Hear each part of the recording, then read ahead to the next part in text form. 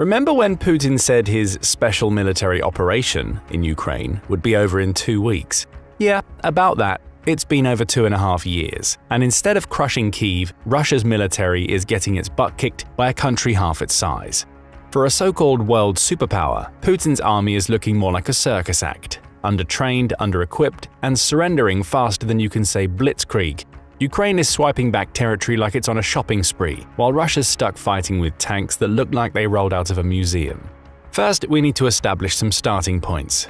According to the Global Firepower website, which ranks most national armies in various metrics and compares them, Russia is currently in second place, behind the US. But Russia has been among the top 5, if not top 3 militaries in the world for decades. Some of the biggest contributors to this high score are manpower, economics, and the availability of military equipment. All 3 of those metrics might look great statistics-wise, but if we try to uncover what's behind the curtain, you'll quickly see them fall apart at the seams.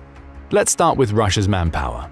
With Russia having roughly 3 times Ukraine's population, it stands to reason they would have a much larger army. In fact, this metric will become important a bit later on, as it's one of the main strategies Russia has utilized so far, to mixed results nonetheless. At a glance, Global Firepower lists Russia as having roughly 1.3 million active military personnel, out of which 550,000 belong to ground forces in one way or another. When looking at early reports from the beginning of the invasion, Russia had roughly 170,000 troops stationed near Ukraine, which it would use to mount the initial offensive. Over time, the number of troops that Russia would use rose, mainly due to Putin using mercenary forces such as Wagner, generous military contract offers, and almost brutal conscription efforts. Let's focus a bit more on the latter 2 aspects of Russia gaining and losing troops over the years. After the initial deployment, Russia was estimated to be fielding some 300,000 troops in and around Ukraine by 2023. This number hasn't grown much throughout reports going up to 2024. So what's going on? Another vital statistic to note is that Russia is estimated to have lost 645,000 troops over 31 months of warfare. That's roughly 20,800 people per month. The losses include deaths and severe injuries that led to soldiers not being able to actively serve. According to the reports made by the Ukrainian platform Pravda, which gets its statistics from the Ukrainian Ministry of Defense, Russia's losses per day have sharply increased in 2023 and 24, reaching up to 1,200 casualties per day by June 2024. Throughout September, some days have accrued nearly 1,400 casualties. What does that tell us about the state of the Russian army in terms of manpower? Well, we have to go back to Putin's efforts to build and rebuild. A 2024 report by Chatham House, a London-based policy institute, lists that the Russian government has been signing military contracts with up to 1,200 recruits per day. This means that the Russian military has been essentially able to get new manpower through its doors as fast as it's been losing it, at least for the past 2 years. Riddle, a website focused on Russian military news and analytics, provides a more in-depth analysis of Putin's efforts to rebuild the army in 2023. The number of contracts signed during that year reached a staggering 490,000, as announced by the country's then Minister of Defense Sergei Shoigu in late December. But this number, as impressive as it may be, seems to be misleading. 2022 was pivotal for Russia's military contracts. By the end of the year, it became clear Russia wouldn't win the war quickly, and it had to ramp up recruitment. That's why it quickly turned to signing more and more people on short-term contracts, as well as conscripting from the available stock of prisoners. By 2023, all these people, as well as contract soldiers who signed in 2021 and whose contracts were up 2 years later, needed to have their contracts renewed or be discharged from active service.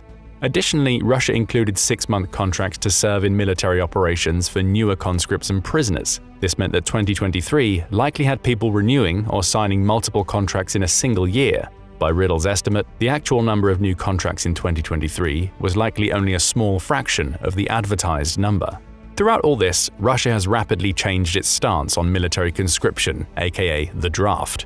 In late 2023, it was announced that the maximum age for compulsory military service would be raised from 27 to 30 for 2024 and likely the years to come. This would allow Putin to maintain a steady supply of conscripts, who need to only serve for a single year but can sign a military contract afterward. The conscription numbers for 2023 and 24 suggest that Russia is drafting 150,000 conscripts every 6 months, giving the military a much-needed boost in numbers to sustain itself through the heavy losses. But numbers are only part of the equation as to why Russia's military is behaving the way it is. The other, more important part is the training, or lack thereof. Unlike the boot camp system in the US Army, Russian military training mixes conscripts and contract soldiers into units, where each unit is responsible for training its own soldiers. This creates a varied level of training and experience that soldiers can get through their military careers. Additionally, since the conscripts are prohibited from being deployed abroad, which constitutes pretty much all of the Russia-Ukraine front as it stands today, conscript training is put on the sidelines to try to beef up contract soldiers before they can be put to use. Either way, some reports suggest that instead of receiving the prerequisite months of military training, recruits get a few weeks of basic training at best and are then shipped to the front lines when another group of conscripts comes in for the same. This steady turnaround of people through training only makes existing issues in the military worse. Since conscripts might leave after a year of service, they're not given enough training to be useful, but they still have to be allocated some time by the training personnel. This has left Russia scrambling to train and equip soldiers for the front line to maintain a significant presence on the front. And that's precisely where the earlier notion of the two countries' relative populations and manpower numbers come into play. Russia's ability to pressure NATO into providing less aid to Ukraine via constant nuclear saber-rattling has undermined Ukraine's military. This gave Putin an opening for opportunistic offensives, even though Russia lost far more soldiers than Ukraine. This was exemplified in the so-called summer invasion, where Russia's nebulous tactics caused as many as 70,000 casualties and numerous equipment losses on their side in the span of a few months. Since Ukraine hadn't received advanced military equipment at the time, Russia could stand to lose soldiers at a rate greater than Ukraine did. After all, they could deploy new conscripts at a much greater pace, and the armies were working with similar levels of military equipment and technology. However, we can see how that has panned out for Russia in recent months. Ukraine's invasion of the Kursk region highlighted the difficulties the Russian military is experiencing in terms of morale and preparedness. Kursk is one of the neighboring regions to Ukraine, so it wasn't that surprising to see Ukraine put some pressure on it to try and have Russia move some of its forces from the main front in the east. Surely even Ukrainians were expecting some kind of resistance in Kursk, but not enough to prevent them from winning and having some kind of leverage.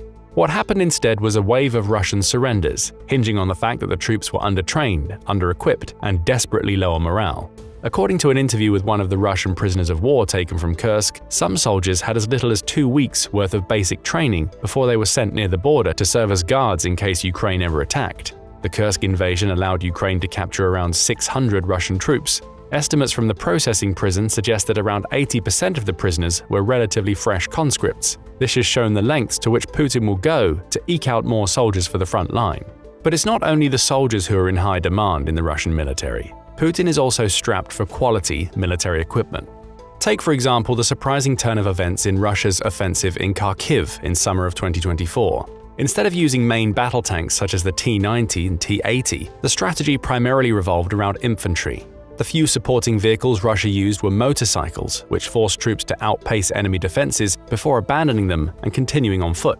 Alternatively, Russia used turtle tanks, scrap tanks part combined with infantry support vehicles that were reinforced with additional armor but possessed pretty much no offensive capabilities whatsoever. The only purpose of these makeshift tanks was to absorb as much enemy fire as possible, protecting the Russian infantry and get them closer to the supposed front line.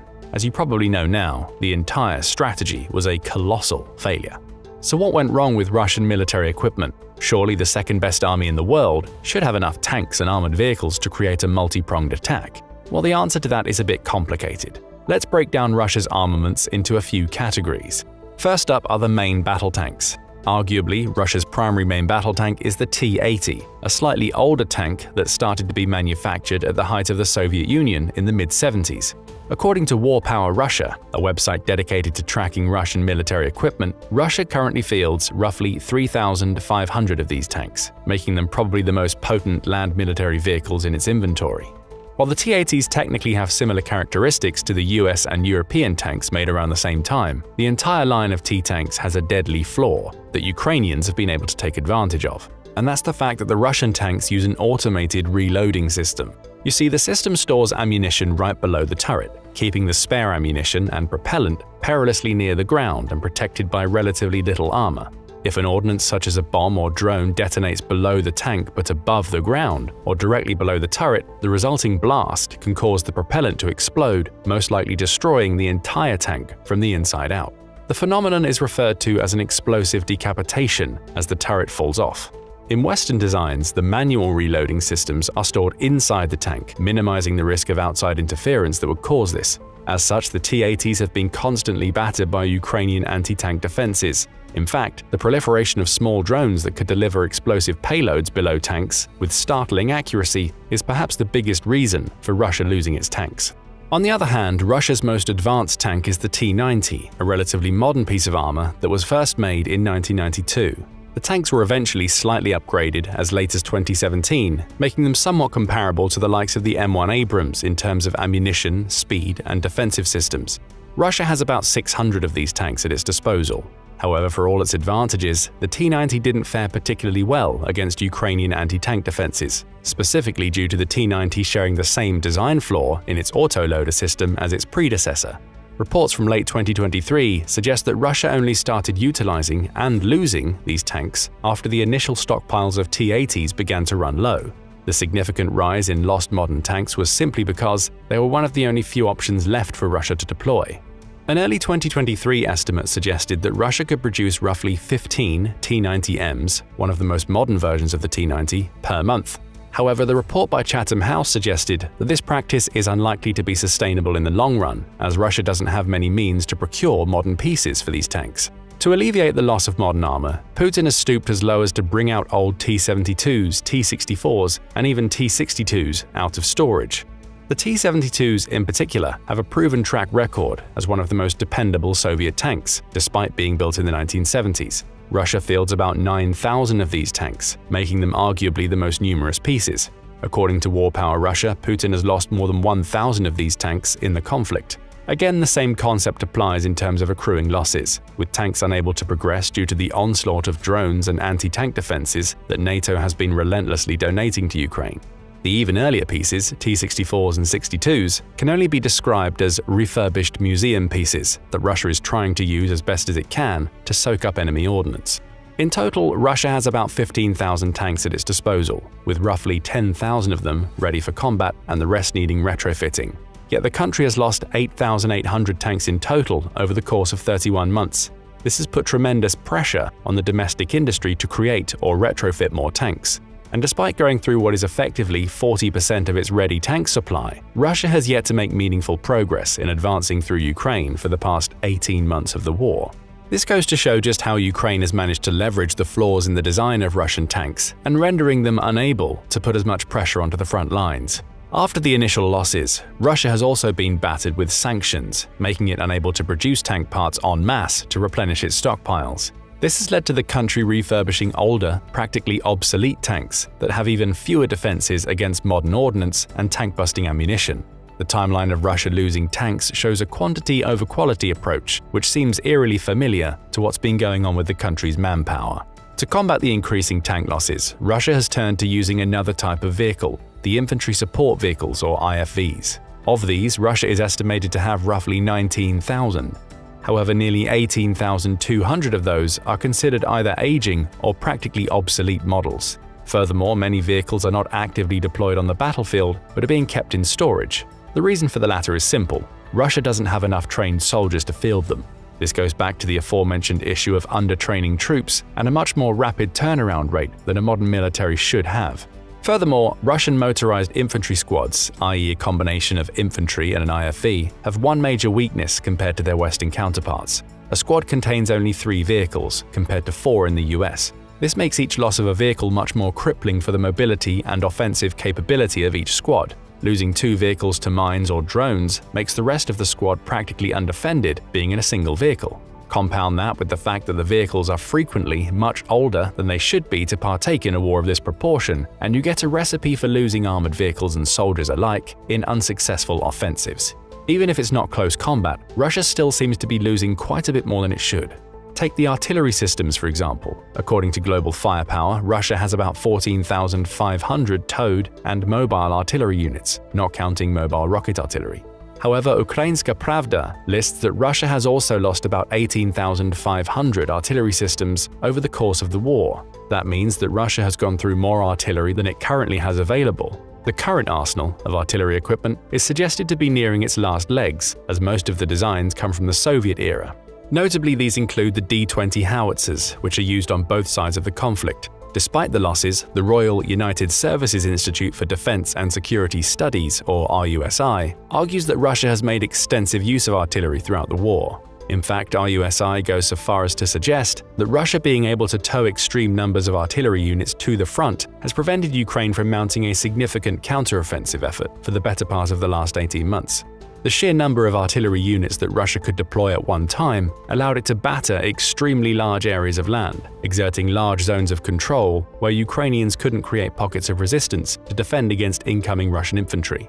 It's one of the reasons why Russia has been able to maintain control over its holdings in Ukraine. Somewhat surprisingly, it's not Russia that's managed to supply its own artillery for so long to mount this pressure. That honor, as dubious as the word may be, belongs to none other than North Korea. In late February 2024, South Korea's defense ministry suggested that North Korean factories are operating at full capacity to manufacture ammunition for Soviet-era howitzers such as the D-20, all of which are being exported to Russia. According to the report, North Korea has supplied 3 million 120mm rounds or 500,000 152mm rounds, based on an analysis of the stocks of containers being shipped. In reality, the actual trade is probably a bit of both. In exchange, Russia is supplying North Korea with food and other necessities. This barter-based system exemplifies just how deeply in trouble both countries are in terms of their economies. This isn't particularly surprising, as both are essentially cut off from the outside world by now. But it's not just land power that Russia seems to be importing somehow through the sanctions. It's also getting ballistic missiles and drones provided by another benefactor, Iran. The main Iranian drone has been the Shahed-136, a loitering munition with a 1,600-mile range. Russia has been relentless in trying to use drones and missiles to pepper the Ukrainian cities and fronts with terrifying results. At the beginning of September, one such strike hit a military academy and a nearby hospital, killing over 50 people and injuring more than 200. Ukraine has been using the US-donated Patriot anti-air systems to great effect, minimizing the impact of missiles. However, the pressure on Ukrainian airspace is one other reason why Ukraine hasn't managed to fully repel the Russian onslaught.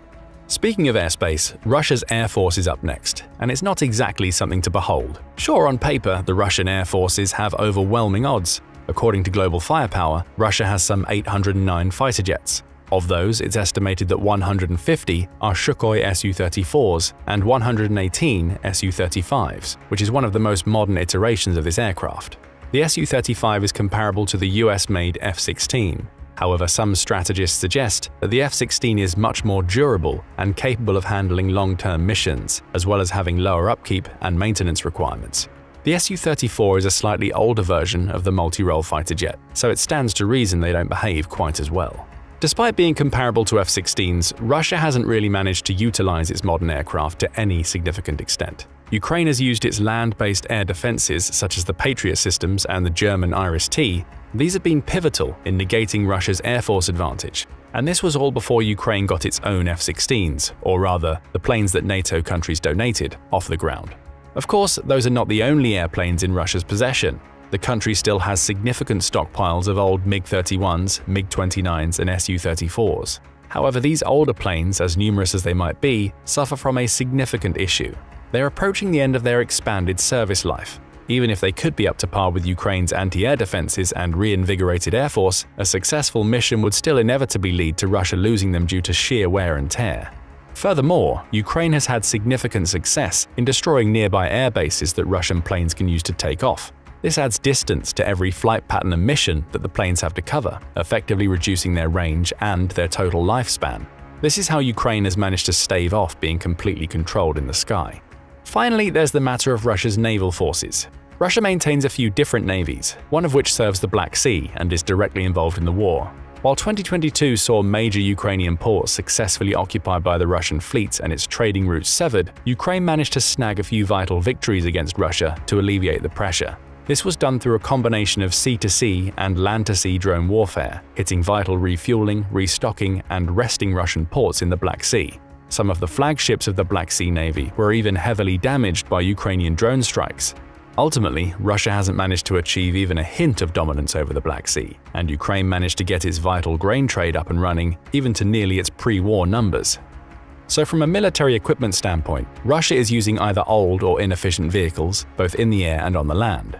Ukraine has managed to utilize its ammo donations to great effect to stave off the worst of Russia's advances. Putin's strategy for the past 18 months seems to be trying to rebuild what was left of his initial invasion force. Instead of using modern equipment, Russia has been trying to outlast and outnumber Ukraine, to mixed results. Sure, both sides are definitely losing manpower and equipment at an alarming rate. However, the Ukrainian invasion of Kursk has managed to rally NATO behind Ukraine once again, with the US nearly immediately afterwards pledging yet another round of military aid. Why? Because Putin's saber-rattling is no longer working. Russia having an arsenal of nuclear weapons at its disposal is a dangerous prospect for NATO. Every time the alliance would attempt to provide more modern aid to Ukraine, Putin suggested that it would be crossing one of Russia's so-called red lines, which would imply that they would retaliate with nuclear weaponry. The last of these red lines was Ukraine being able to invade Russia on its own soil. More than a month after that had actually happened, the response from the Kremlin has been muted at best. It's safe to say that Putin is no longer confident in Russia's ability to project power, so NATO will likely project its own power in return. So how does Russia actually plan to defeat Ukraine? Well, the aforementioned outlasting in an attrition war is certainly one option. Even though Russia has accumulated 645,000 casualties and lost another 900,000 people to emigration over the past few years, the population numbers still heavily favor it compared to Ukraine. But the invasion of Kursk and the more recent Ukrainian drone strikes directly on Moscow have shown that Russian morale is on the brink of completely collapsing. Now that Muscovites themselves can see the dangers of war, it's become yet another domino that can topple and contribute to Putin's eventual fall from the throne, so to speak. Throughout all of that, Russia's economy is yet another war victim. According to a report by Russia's own Ministry of Finance, the 2024 government budget has allotted roughly a third of all spending on military and national defense systems. That's $140 billion, or roughly 7% of Russia's GDP, a figure nearly unheard of in the modern world. Russia has managed to achieve that by leveraging its booming energy industry. However, that industry too is suffering from severe setbacks. Ukraine has managed to destroy a few key oil refineries in the Russian west. Since Russia doesn't actually stockpile oil and gas, but immediately sends its products to either be spent internally or exported, this has caused oil and gas shortages throughout the country. Russia has been forced to import fuel from Kazakhstan to make up for its lack of supplies, as well as cancel most, if not all, exports. This will create a significant backlash in the economy, as oil trade has at one point contributed to roughly 30% of Russia's total exports during the war. With a failing economy, low morale, and troops that lack training and equipment, there's only one place for Russia's military to go: down.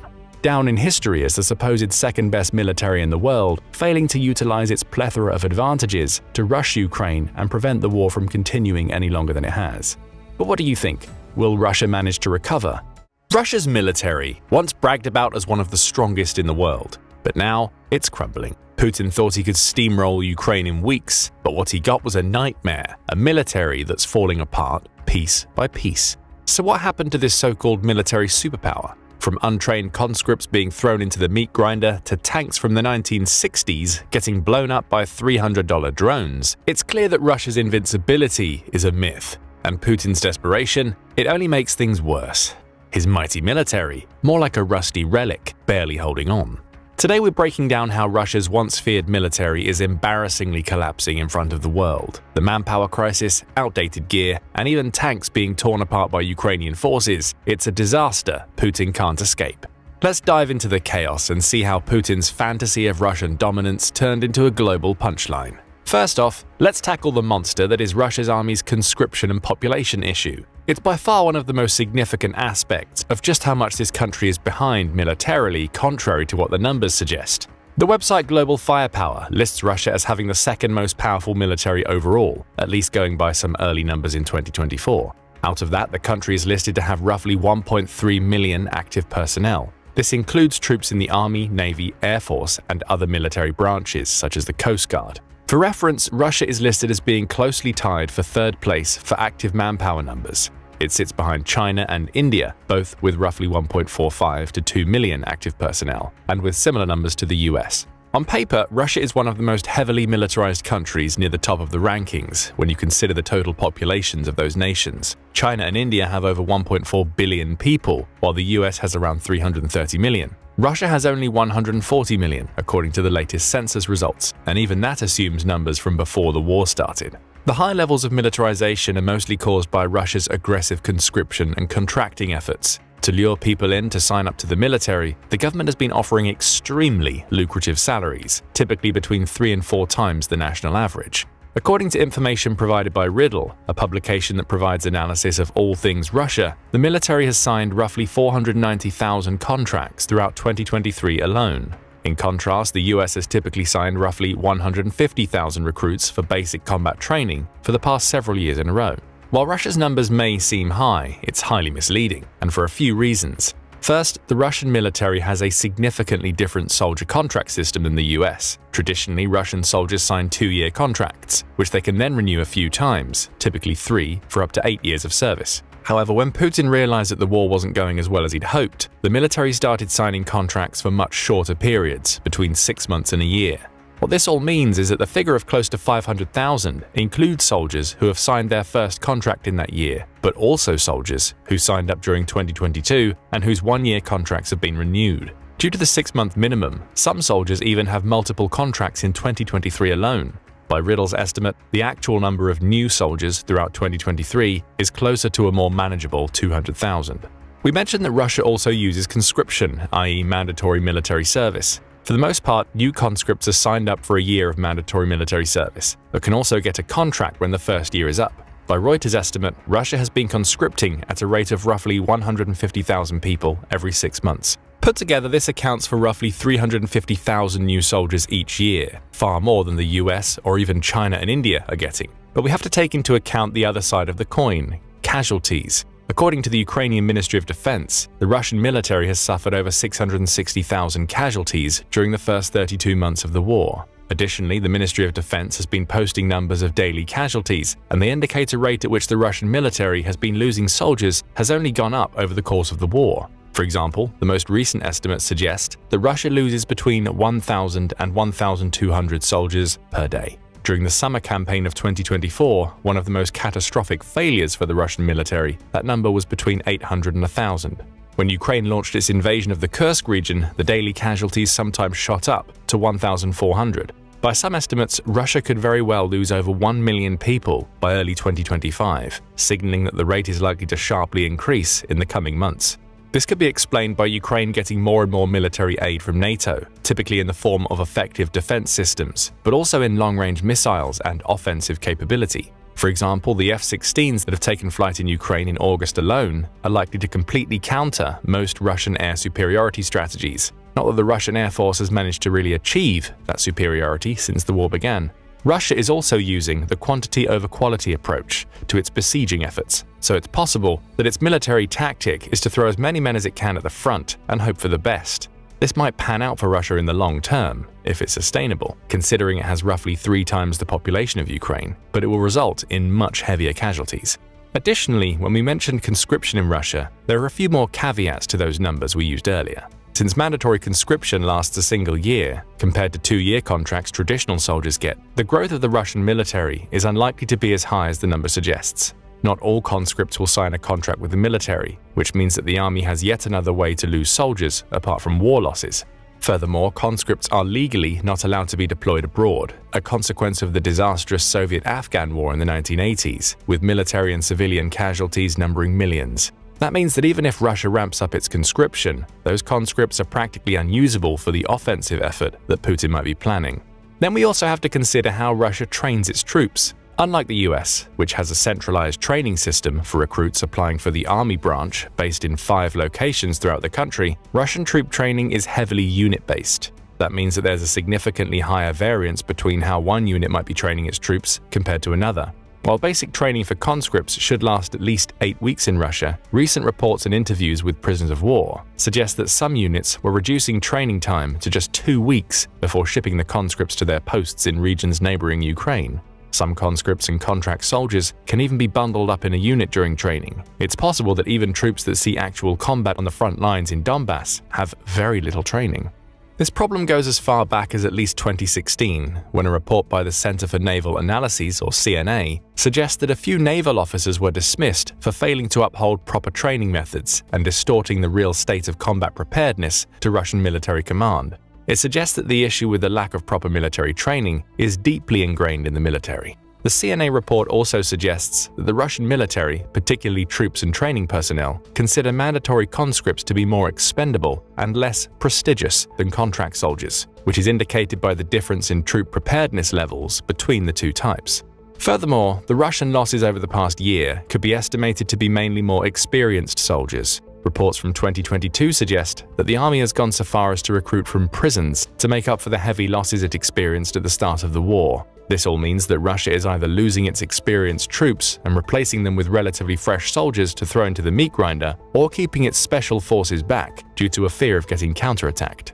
When you combine all these factors, it becomes quite clear that the average Russian soldier is typically far less trained than the average Western one. Most Western countries don't have mandatory military service, or at least don't rely on it significantly to perform offensive military operations. But it's not just soldiers that Russia is having issues with. Its military equipment is typically much weaker than it seems on paper as well. Take its arsenal of tanks, for example. According to most statistics, Russia has by far the most tanks on active duty out of all nations. And yet Russian tanks haven't made a difference in the entire war against Ukraine. Why is that? The relatively simple answer is that Russia's tanks have aged quite poorly in the face of modern, technology-based warfare. The main battle tanks that Russia fields belong to the T line of tanks, with the most modern version of the vehicle being the T-90, or more specifically, the T-90M. On paper, the T-90M fares quite evenly against most Western tanks such as the M1 Abrams, Leopard 2, and the Challenger 2. The T-90M was built to be more maneuverable and lighter than its Western counterparts, while not sacrificing much in terms of offensive power and anti-tank capabilities. A report by international relations magazine National Interest suggests that in a tank-against-tank scenario, the more experienced crew would win out. At the start of the war in Ukraine, Russia was estimated to have 1,000 T-90s, split between the regular and the T-90M versions. At the same time, Ukraine was only fielding its older cousins, the T-80s and T-72s, that were left over from when the country was in the Soviet Union. Additionally, Russia also had thousands of older models. Global Firepower estimated that Russia's total tank numbers could be as high as 14,000. But Russia has also lost plenty of tanks. According to the statistics published by the Ukrainian Ministry of Defense, the number of tanks destroyed by Ukraine could number as many as 9,000. Reports have suggested that Russia's tank situation is so dire that it's been forced to use T-62s and T-54s, which were on active duty in the 1960s, which is supported by images that show these tanks moving to the front lines. But let's go back to the titular question of how the tanks have fared so poorly in the war. Well, unlike wars in the 20th century, where tanks were among the most durable pieces of armor available, the war in Ukraine has outlined the necessity and the benefits of using long-range anti-tank missiles and drones to counter a tank-based or mechanized infantry strategy. While the T-90M specifically has among the most durable armor available for modern tanks, its defenses aren't distributed evenly. In particular, the entire line of T-tanks from Russia has had a crucial weakness: its auto-loading mechanism. The autoloader should, on paper, improve the fire rate of tanks and bring up their offensive capability. Combined with the tank's relatively smaller weight, its mass is some 20 tons less than that of its Western counterparts, the T-90M theoretically has excellent maneuverability. However, the autoloader's design is what's setting the entire T-line back. Rather than storing the spare ammunition inside the tank chamber, the autoloader pulls the ammo from below the turret. The ammo storage itself, being slightly on the outside, is protected by a relatively thin piece of armor. If something like a mine or anti-tank missile pierces that armor and explodes, it can detonate the entire stock of ammunition, which can cause catastrophic structural failure in a phenomenon called explosive decapitation. By contrast, the Western tank models store ammo above the main tank compartments and include safety valves that blow the ammo outside the tank should it get hit, minimizing the damage. This is where the aforementioned drone warfare comes into play. Significant parts of the war in Ukraine have been fought from a distance, with both sides using drones for both reconnaissance and seek-and-destroy operations. However, these are not the large, expensive drones such as the US-made General Atomics MQ-9 Reaper, which costs up to $32 million per unit. No, these drones are repurposed commercial drones, slightly more advanced than those used in modern photography or video making. By attaching an anti-tank mine to the drone, it can behave like a moving and highly maneuverable seeker missile, guided by an expert pilot who can be miles away from the actual combat. These drones are light and quick, allowing them to get into smaller crevices. Ukraine has used them to great effect to specifically target infantry as well as tanks that Russia has been sending to the front lines. A single well-positioned strike from the drone can directly hit a T-type's ammo stockpile, completely destroying it. It's these drones that have likely forced Russia to use its older, less durable tanks.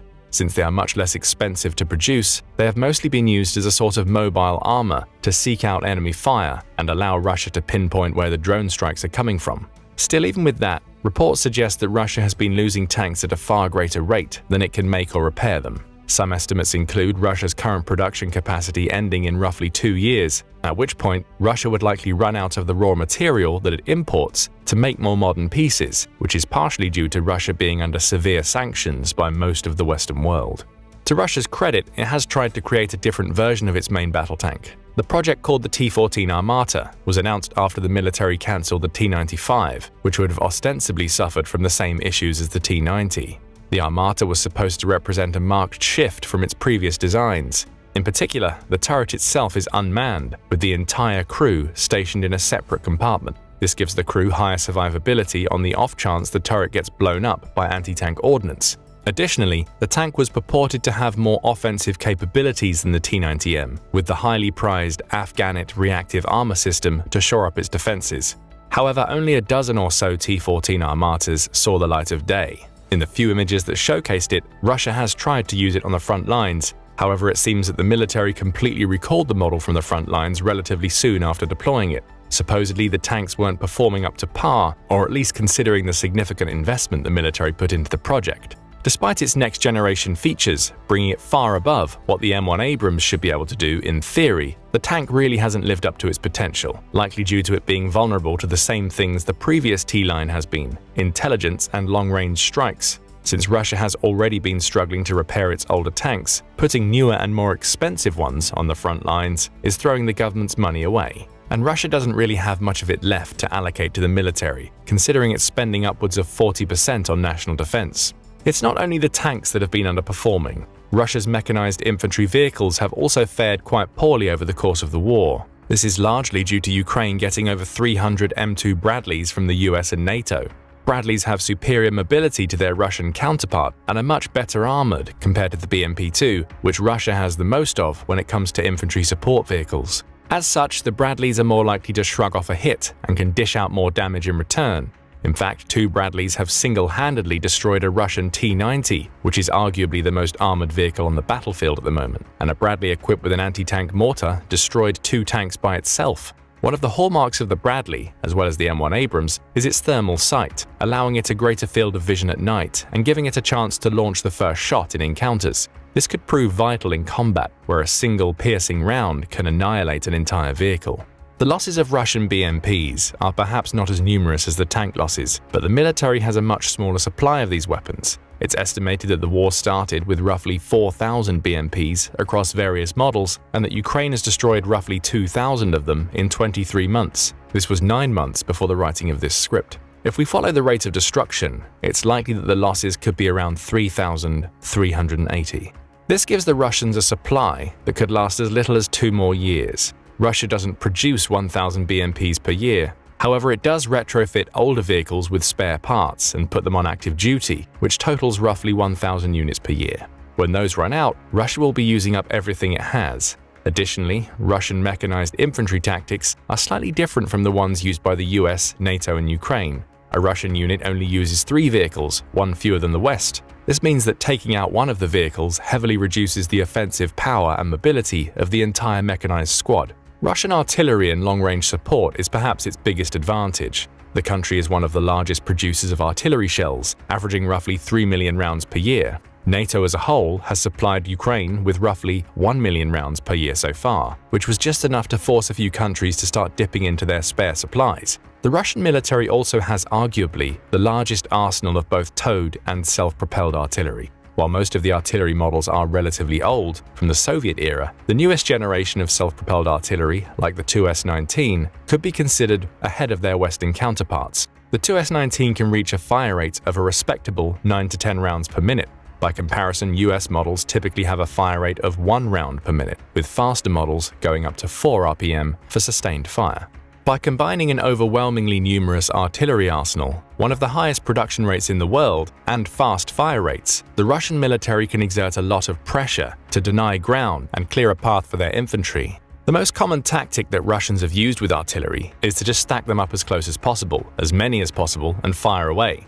It's been one of the only ways that the Russian military has utilized its numerical advantage. Ukraine has managed to curb this progress by using more modern equipment and drone warfare to seek and destroy artillery batteries on the front line. Surely, Ukraine being able to strike artillery from afar and from the sky would be mitigated by Russia having a larger air force. Well, that's not quite the case.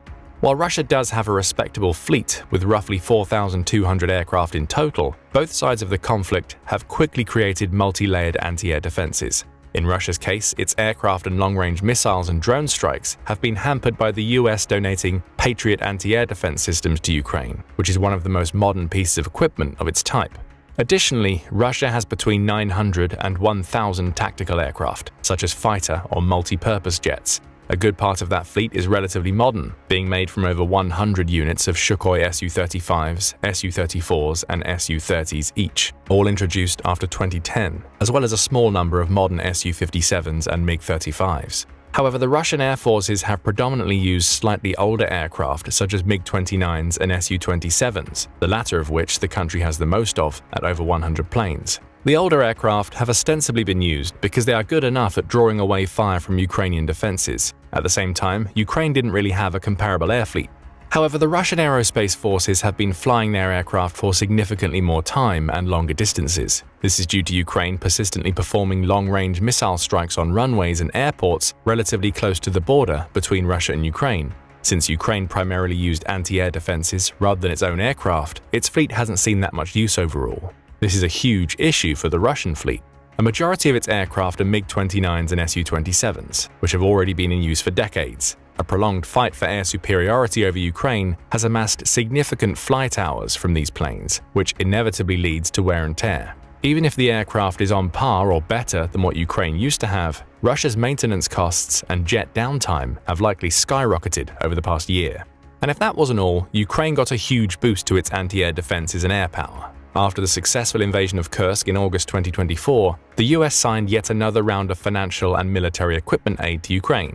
One of the standout points of this package includes another Patriot anti-air defense system, plus compatible missiles to use with it. As mentioned, Ukraine also finally received its first batch of F-16s, pledged to number 65 in total. F-16s are on par with some of the most modern aircraft Russia has, effectively nullifying the technological advantage of the Russian aerospace forces.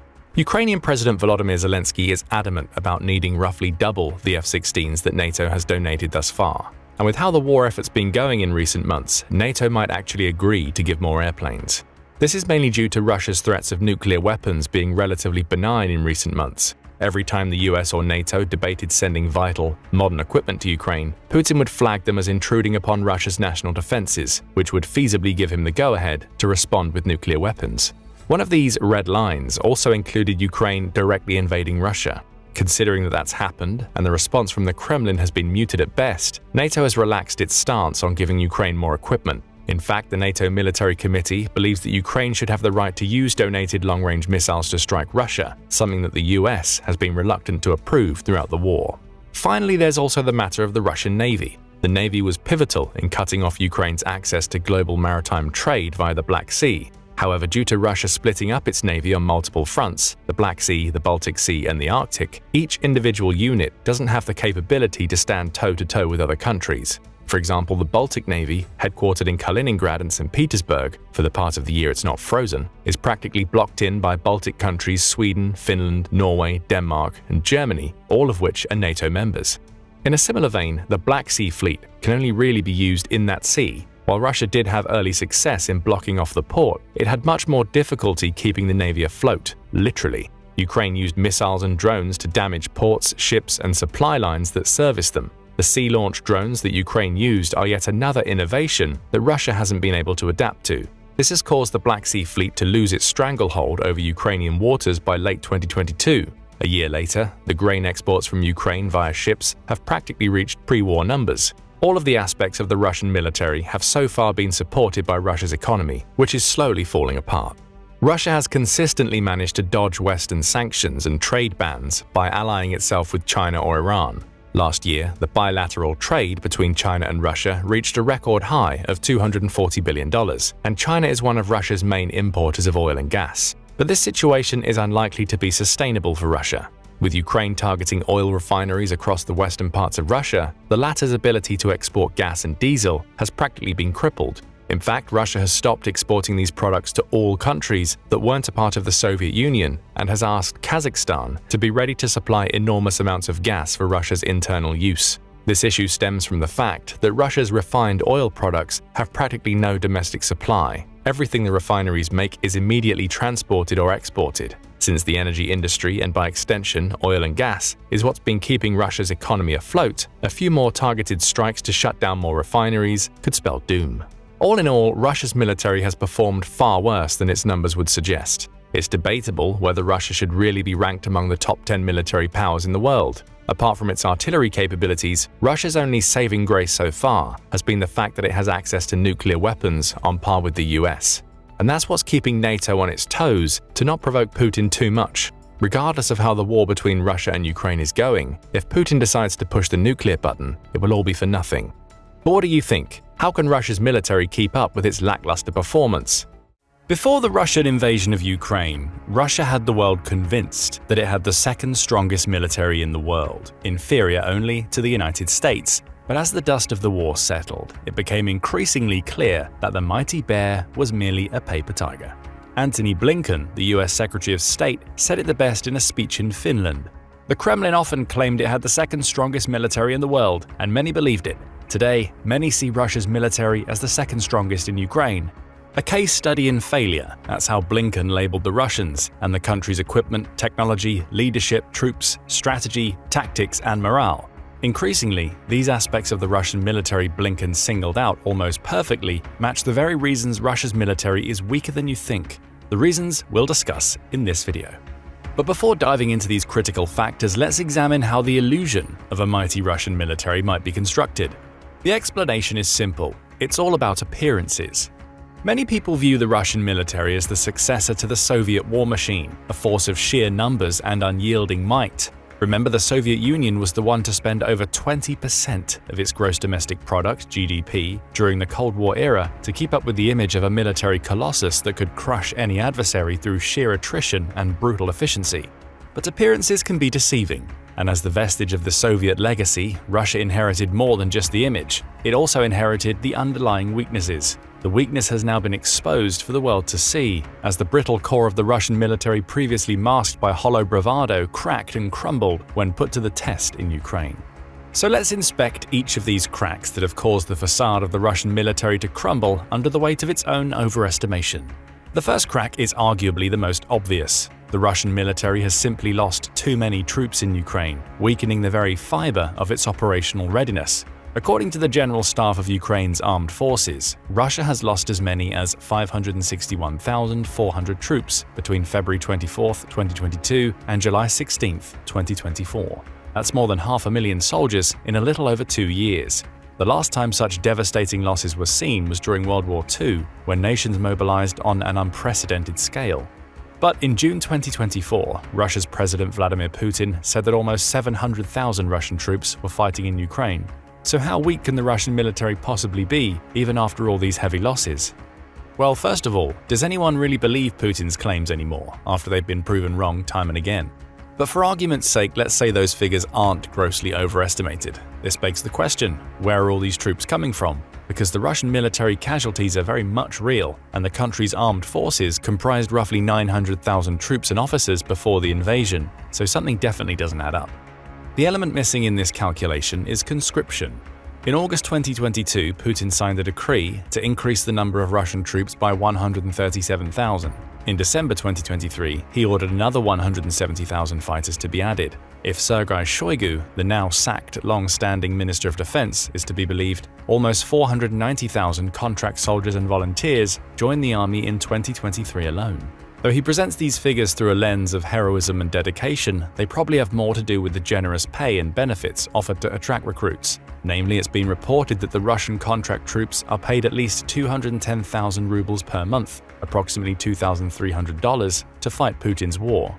That's over 3 times more than the average Russian salary, which was 71,419 rubles in July 2023. So it's possible that Russia does have the numbers when it comes to troops. But as you'll soon learn, numbers are all the country has.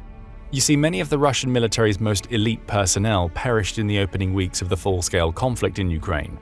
The new conscripts can in no way replace the expertise and battle-hardened experience of those troops, especially not when they're only conscripted for a year, most of which they spend in training. However, the more troops died in Ukraine, the shorter this training period and the more desperate Russian mobilization efforts became. The Institute for the Study of War, or ISW for short, reported that Russia even tried to draft new troops inside Ukraine by conducting a door-to-door mobilization effect in Kadivka and forcing residents of Luhansk into joining the military through extortion and threats. And that's on top of the 100,000 dangerous prison inmates Russia freed to fight in Ukraine and the many ill-prepared draftees in Putin's partial mobilization of 300,000 reservists. Drafting these reservists was such a huge mistake that even Putin admitted to it during a video call with his advisors, expressing his regret for drafting individuals with chronic illnesses, people too old to fight, and fathers with children. But this regret will do little to mitigate the severe consequences of such hasty and flawed mobilization efforts and appease the growing discontent within Russian troops, especially as it's becoming more evident that Russia still treats its troops as the Soviet Union treated the T-34 tank during World War II, as expendable assets. The T-34 was cheap to build, which allowed the Red Army to mass-produce them and send them to be destroyed. Similarly, Russia continues to send its soldiers into harm's way without any regard for their safety, seeing them as nothing more than pawns. In both cases, it seems that the prevailing sentiment was and is, hey, we can always get some more. As you can expect, this willingness to sacrifice Russian lives and conduct attrition warfare at a cost no Western country would ever accept hasn't really made the Russian troops fond of their service of their mission. This brings us to the second crack in the facade of the Russian military: the exceedingly low morale, fueled by a sense of expendability, the outright horrific treatment by the government, and the grim realities of war. In August 2023, a small group of Russian soldiers stationed in the Kherson region recorded a video in which they described their morale as being below floor level. According to the independent media organization translating war materials into English, War Translated, which shared and obviously translated the video, these soldiers complained about being sent to the first line of defense without proper training, air support, artillery support, and without heavy equipment. This video is on par with the November 2022 assessment by the ISW, which indicated that the morale and psychological state of Russian forces in the Luhansk and Donetsk oblasts were exceedingly low, due to high losses on the battlefield, troop desertion, and inadequate preparation for battle. All things considered, it shouldn't be surprising that the abuse of methamphetamines and other drugs is on the rise among the Russian military, according to Radio Free Europe, Radio Liberty, a US government-funded media organization. The horrible treatment that caused such catastrophic consequences is also part of the third crack in the Russian military's perceived strength: the sheer lack of battlefield tactics and strategic foresight. So far, the only tactic the Russian forces have heavily relied on was the infamous meat grinder strategy. This strategy is exactly what it sounds like. Ill-prepared and ill-equipped troops are sent in en masse into combat in an effort to overwhelm the Ukrainian front lines. There's no regard for casualties or strategic objectives. The sheer unfiltered aggression, akin to feeding soldiers directly into the relentless meat grinder of battle. At first glance, this approach can make the Russian army appear formidable in its unyielding push forward. But upon closer inspection, it becomes clear this army is virtually gaining no ground while suffering devastating losses. A similar approach can be seen across all the other theaters. It seems that Russia is hell-bent on completely obliterating Ukraine, but in reality, it's only eroding its own military strength. The heavy losses in the military equipment department only further prove this. These losses also represent another reason why Russia's military is much weaker than you think: the fourth crack. According to the July 16th report by the General Staff of Ukraine's armed forces, Russia has lost the following equipment since the invasion began: 8,227 tanks, 15,862 armored fighting vehicles, 20,680 vehicles and fuel tanks, 15,368 artillery systems, 1,119 multiple launch rocket systems, 892 air defense systems, 361 airplanes, 326 helicopters, 12,193 drones, 28 ships and boats, and 1 submarine. Those are heavy losses for the military that was supposed to crush Kyiv in a few days, as was initially planned. Russia might have started the war with an overwhelming number of weapons and equipment, but most of these were soon proven to be far inferior to their Western-made counterparts. Take the Kamov Ka-52 attack helicopter, nicknamed the Alligator, as an example. Before the invasion, military experts considered the Ka-52 as one of the most capable aircraft of its kind. This twin-seat helicopter is an immensely upgraded form of the original Kamov Ka-50 Black Shark aircraft, which used a single-seat cockpit. Thanks to the upgrades, the Ka-52 is billed as a platform able to take on various roles, including assault, close air support, convoy protection, and armed patrols. All of this while retaining a maximum speed of nearly 190 miles per hour, a cruising speed of nearly 160 miles per hour, a ferry range of almost 700 miles, a combat radius of 285 miles, and an operational service ceiling of 18,000 feet.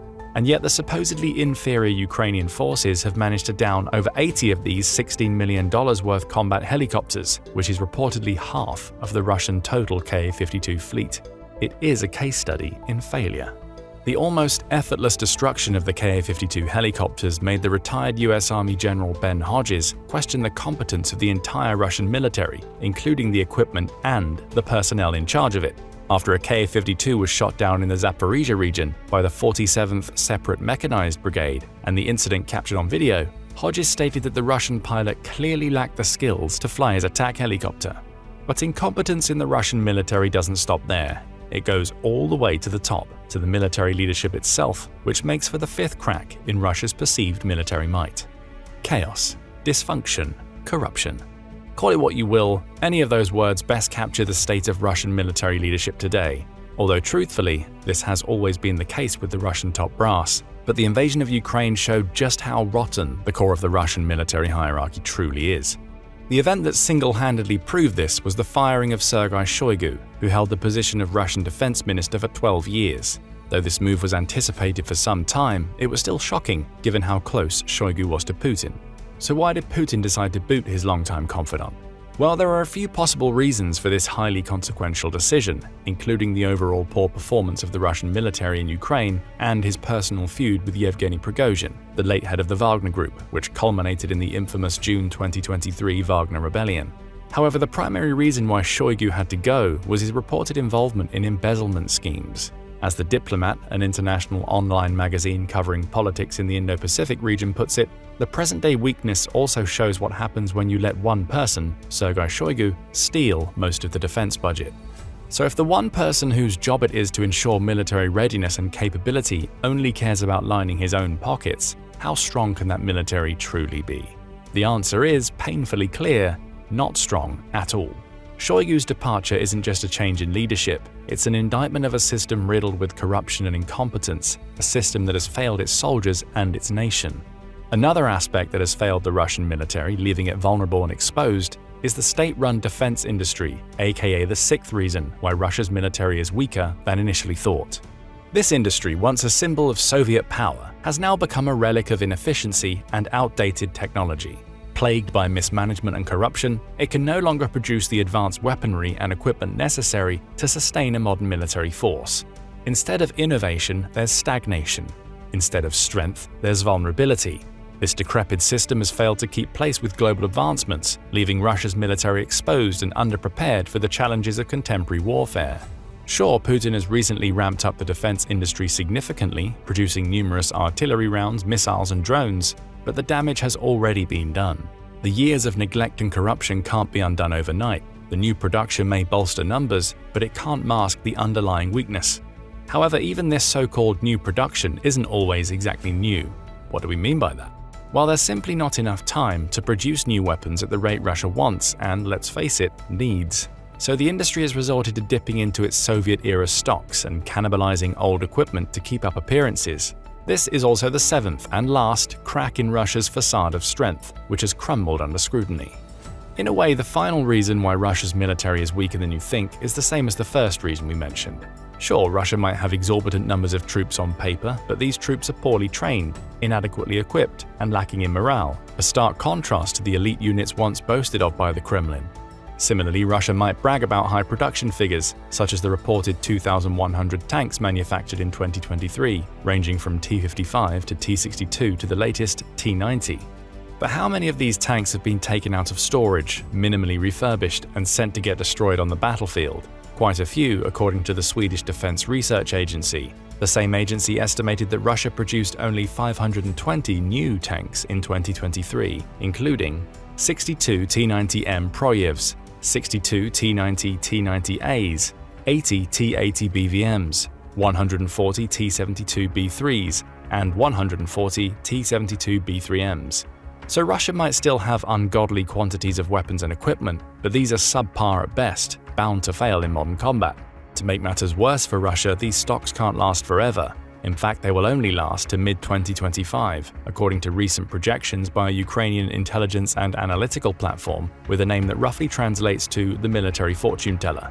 Naturally, the vehicles from these stocks, built during the Soviet Union's industrial heyday, can't be replaced with new production, which signifies more than just a logistical challenge.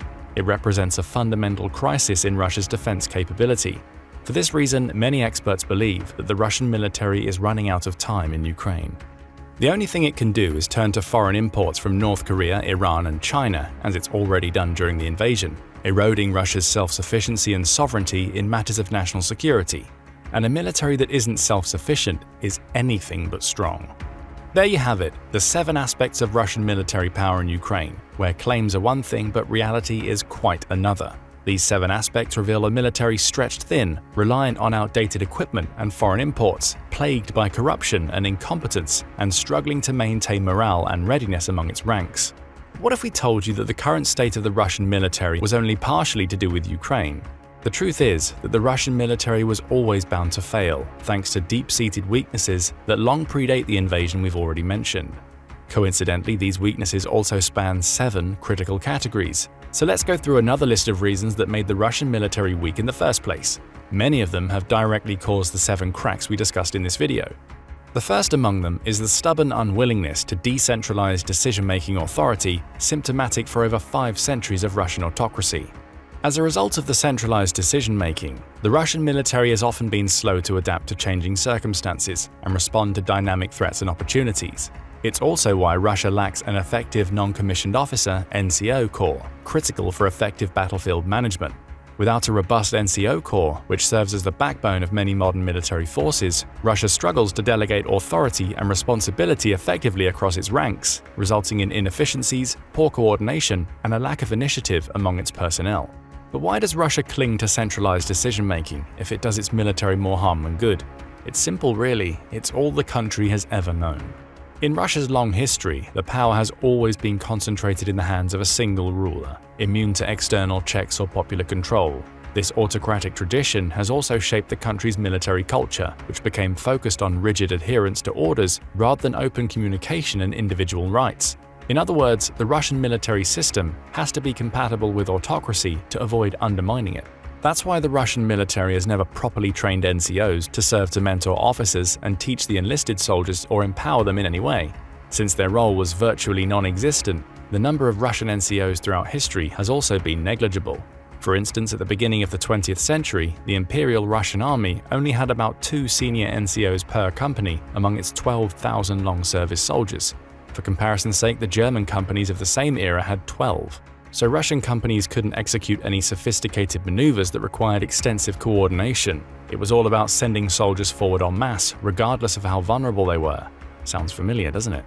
Another deep-rooted weakness in the Russian military that's alive and well today is the lack of accurate information within the military ranks. Famously, Putin chose to storm Ukraine based on inaccurate intelligence, which guaranteed Kyiv would crumble in a matter of days. Unfortunately, we all know the horrific consequences of this miscalculation. Again, the inability to foster honest communication within the military and the government stems from a deeply entrenched autocratic tradition where centralized control is paramount to maintaining political power. The Kremlin relies on propaganda and coercion to suppress dissent and ensure conformity, perpetuating a culture where truthful communication is discouraged and dissenting voices are silenced or punished. Such an environment can only stifle accurate intelligence gathering and analysis, exemplified by the flawed intelligence that influenced Russia's decision to invade Ukraine. In addition, this historical precedent of conforming intelligence to fit Kremlin narratives has reached virtually every aspect of the war in Ukraine, perpetuating a cycle where information is manipulated or suppressed to maintain the ruling regime's perception of reality. That's probably why Putin and his lapdogs still believe Russia is the second strongest military in the world. It's also why these same people managed to severely underestimate Ukrainian resistance and Western resolve, which ultimately all but destroyed the country's military. Unsurprisingly, this is another part of its military heritage, the third we'll discuss: Russia's imperialist ideology. The imperial lens through which information is filtered in Russia perpetuates a culture of conformity and misinformation, shaping policies that underestimate opponents and overestimate Russia's capabilities. Throw selective historical interpretations and dismissal of alternative narratives into the mix, and it becomes clear how Putin has been living in his own little bubble for so long. It also becomes clear why he sent his troops into Ukraine, believing that there would be no opposition waiting for them. After all, Ukraine is Russian, and Ukrainians are Russians, right? Not even close. But what is undoubtedly Russian is the reliance on brutality to maintain control. The fourth deep-seated reason the Russian military is weaker than you think.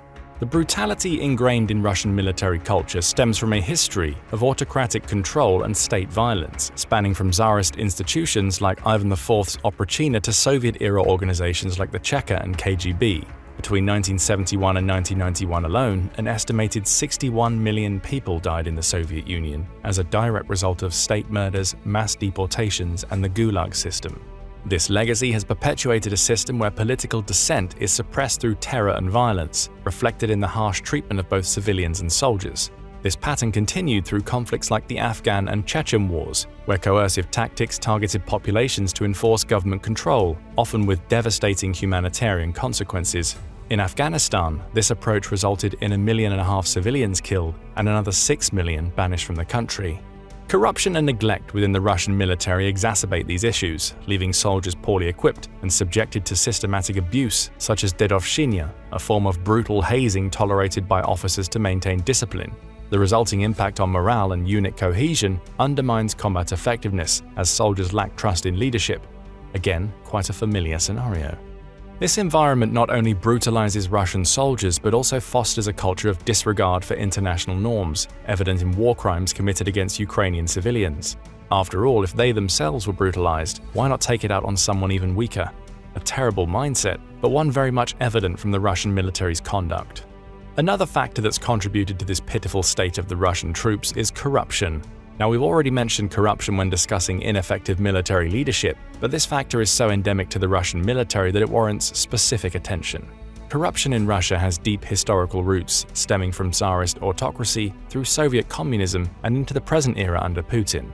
This pervasive corruption permeates all levels of society, including the military, severely impacting combat readiness and morale. Russian soldiers have historically suffered from embezzlement of salaries, inadequate equipment due to theft and black market sales, and logistical failures worsened by corrupt practices. Even during conflicts like the First Chechen War and operations in the Balkans, corruption plagued military operations, with soldiers selling weapons and supplies to enemies or for personal profit. Today, despite reforms and increased oversight, corruption remains endemic, affecting over 80% of defense construction contracts and compromising combat effectiveness. That's why Russia is ranked 141st out of 180 countries on the Transparency International's Corruption Perceptions Index, down 4 spots since 2022 despite the supposed reforms. For comparison's sake, the US ranks 24th on the list, which is the same spot it held in 2022. A list where Russia undoubtedly ranks better is the list of countries by nominal GDP, where it ranks among the top 15 in the world. However, it was only when Putin fired Shoigu and replaced him with Andrei Belyusov, an economist, that Russia truly placed its economy on a war footing. Previously, the Russian economy was seriously neglected for years, which is the sixth underlying reason for the weakening of the Russian military. After all, a robust economy has always been necessary to sustain any military effort. All Russia did historically was heavily rely on fluctuating oil and gas revenues, which hindered diversification into other sectors and left the economy vulnerable to global energy market shifts. Of course, there's also rampant corruption, bureaucratic inefficiencies, lack of reforms, and insufficient investment in education and healthcare, all collectively weakening Russia's economy and, in turn, Russia's military. The seventh and final underlying reason for how truly weak the Russian military has become is the inherent difficulties in its plan to conquer Ukraine. Even if none of the previously mentioned reasons had been a factor, a swift invasion would have still been nearly impossible to pull off. After all, we're talking about some 190,000 troops and tens of thousands of vehicles navigating an urban area in the dead of winter with almost no air support due to the bad weather and lighting conditions. It was simply too challenging to quickly storm Kyiv, the seventh most populous city in Europe, with 3.5 million residents occupying 324 square miles, before Ukraine and its allies got the chance to react effectively. Of course, as we now know, this reaction was also one of the triggers of the downfall of the Russian military, which is practically fighting itself at this point. However, even with all these weaknesses, military experts aren't quick to write off the Russian military for a few reasons. 1. Russia has demonstrated an outright shocking ability to adapt and innovate in response to challenges. 2. Russia's weaknesses are far from the only factor necessary for Ukraine to prevail. And 3. A weak Russia is still very much dangerous globally, perhaps even more, as a wounded animal is known to be unpredictable and violent. But what do you think? Is this the beginning of the end for the Russian military, or is it merely a temporary setback? And if Ukraine is to capitalize on all these weaknesses, how should it go about it?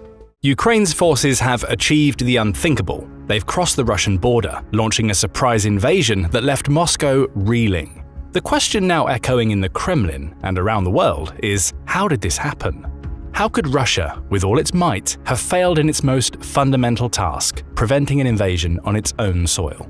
As of this script's writing, Russia's so-called special military operation to reclaim Ukrainian land has turned into a nightmare. 900 days in, and it's Ukraine that's rewriting the rules of this conflict.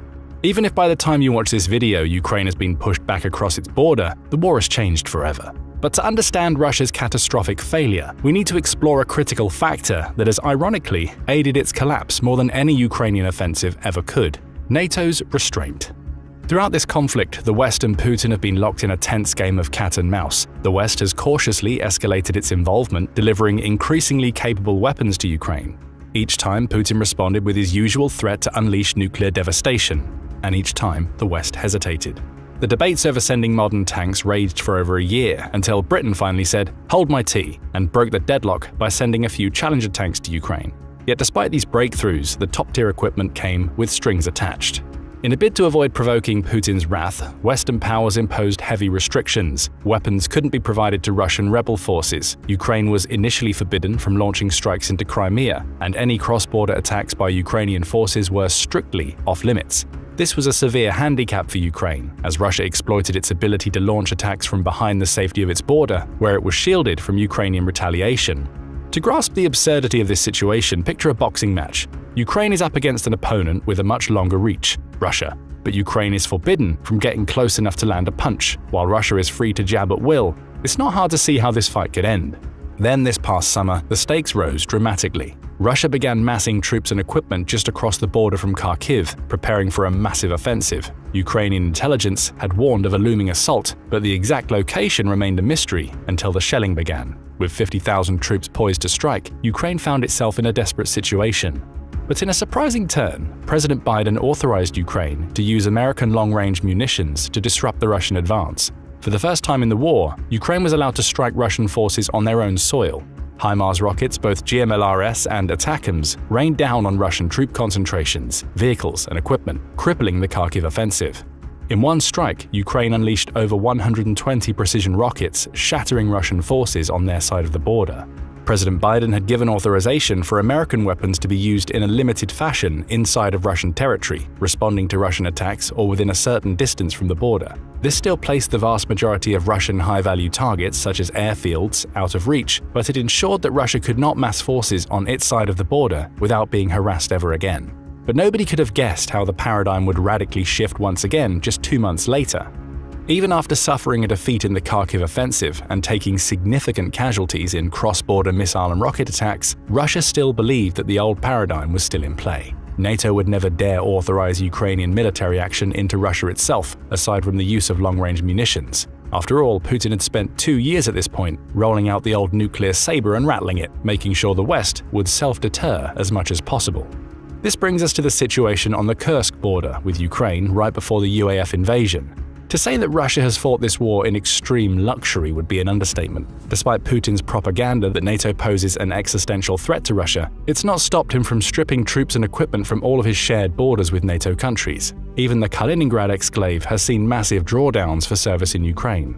This is because despite the rhetoric, Putin knows that NATO does not and never did want a military confrontation with Russia. Thus, he's free to leave nothing more than a token force on his borders with NATO. This same understanding stretched to Ukraine. While Russian targets in Ukraine were finally free game for the UAF, Putin's fundamental understanding of the rules of this conflict was that Ukraine would never dare invade Russian territory, and especially not with NATO equipment. Sure, small cross-border raids by separatist groups were an ongoing concern, but these raids were easily rebuffed after only a few days and inflicted barely any political or military cost on the Kremlin. Thus, Russia has historically only secured its border with Ukraine with forces large enough to deter small-scale raids and respond to an eventual skirmish, but not large enough to stop a conventional force looking to seize and hold Russian territory. FSB border security troops and conscripts make up the bulk of Russian border forces and are spread thin as is, far thinner than would be the case in a normal war between two neighboring nations.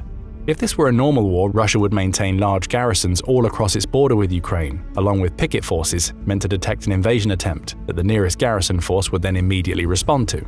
Ukraine lacks the manpower to require a full-scale defense of the border, but even this economic strategy would still require tens of thousands of soldiers given the several hundred miles of border between the two nations that's still controlled by Ukraine. However, because Ukraine's hands are tied by its Western partners, Russia doesn't have to secure its border, even with this greatly reduced force level. It's instead free to send those tens of thousands of soldiers and all of their supporting equipment into the front lines inside Ukraine itself, leaving its border secured with far less well-equipped and trained paramilitary forces and conscripts. This has helped put considerable strain on the Ukrainian defenders, who still have to maintain their own border security forces out of fear Russia could quickly assemble an invasion force on its side of the border with little to no notice. And unlike their Russian counterparts, these border forces need to have armored vehicles and air defense systems, or else Ukraine could suffer a catastrophic flanking attack that could threaten to collapse the front. It's easy to see where this is going. Early in August, Ukraine exploited this complacency to stunning success. The second point of failure in Russia's defense of its border came from ignoring reports by its border troops. FSB border troops and their conscript augmentees began reporting unusual Ukrainian activity in late July, growing in concern as they believed that possibly a major raid was going to take place. We likely won't know the real answer until well after this war is concluded and the archives unsealed, but it's likely that Russia ignored these reports out of, again, its sense of complacency. If Ukraine was massing troops on the border, then it was just a ploy to get them to redeploy forces from the front in the east, where Russia was and continues to make incremental gains. However, this being Russia and the full scope of its incompetency now known to outside observers, it's also just as likely that these reports never made it up the chain of command. And if they did, then they weren't shared with the rest of the Russian defense apparatus. Russia lacks a unified chain of command between the FSB, its National Guard, and the regular military, and there's no telling where a point of failure could have occurred, but the opportunities are plentiful. What's clear is that Russia's deep complacency extended even to carrying out surveillance of its wartime border. The Ukrainian invasion went off without a hitch, kept in absolute secrecy until the very last minute, a testament to Ukraine's ability to maintain strong operational security. However, there's simply no excuse for Russia to not have been conducting aggressive surveillance of its border at all times. Russian patrols equipped with surveillance drones should have been sufficient to detect the buildup of forces and raise the alarm. The third point of failure is Russia's unprepared physical defenses. Ukraine took a lot of heat in the Kharkiv direction when it was discovered that despite the threat of Russian invasion, local commanders had not strongly fortified against a Russian assault. Yet the difference between the Ukrainian defenses north of Kharkiv and Russia's border defenses is significant. Best reporting states that the Russians had set up as much as 2 lines of trenches, but these were very sparingly manned. There were defensive fortifications where Ukrainians met stiff resistance, but upon making contact, the Ukrainian invasion force simply drove past them. Cut off from the rear, defenders were forced to flee, surrender, or put up a doomed last stand. This is best exemplified by the performance of Chechen fighters on the border. There were elements of the Chechen 141st Special Motorized Regiment, also known as Kadyrivets for their loyalty to Chechnya's head Ramzan Kadyrov. Another moniker they go by is Akhmat Special Forces, and they have a fierce reputation, feared even by Russian troops as some of the best, most aggressive fighters in the entire Russian armed forces.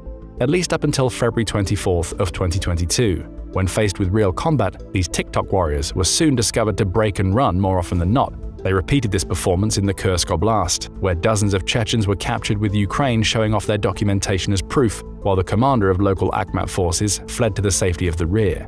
In a TikTok video, he claimed that the reason Akhmat had failed to defend the border is that Ukrainians simply drove past them. Captured Chechen travel documents would say otherwise. The failures to coordinate a defense are not just due to physical deficiencies though, but also critical failures in planning, strategy, and command and control. First, Russia failed to create a realistic defensive plan in case of incursion. Faced with the prospect of defending such a long border with limited troops, Russia would have been better served by creating pickets along the border. Every dozen miles or so and several miles behind the border, rapid response forces armed with drones, armored vehicles, and man-portable air defenses should have been stationed. Upon contact, picket forces would have been instructed to report the attack and break contact, trading very low military value territory for time. Rapid response forces would then be assembled from all neighboring encampments, assembled into a combined force, and sent to counterattack. The combined response force could then fight a delaying action if facing a significantly more powerful enemy, or deliver a counterattack to push invaders back across the border. In the meantime, response forces from encampments further away would have time to assemble, delivering augmentation forces to the front within 24 to 48 hours.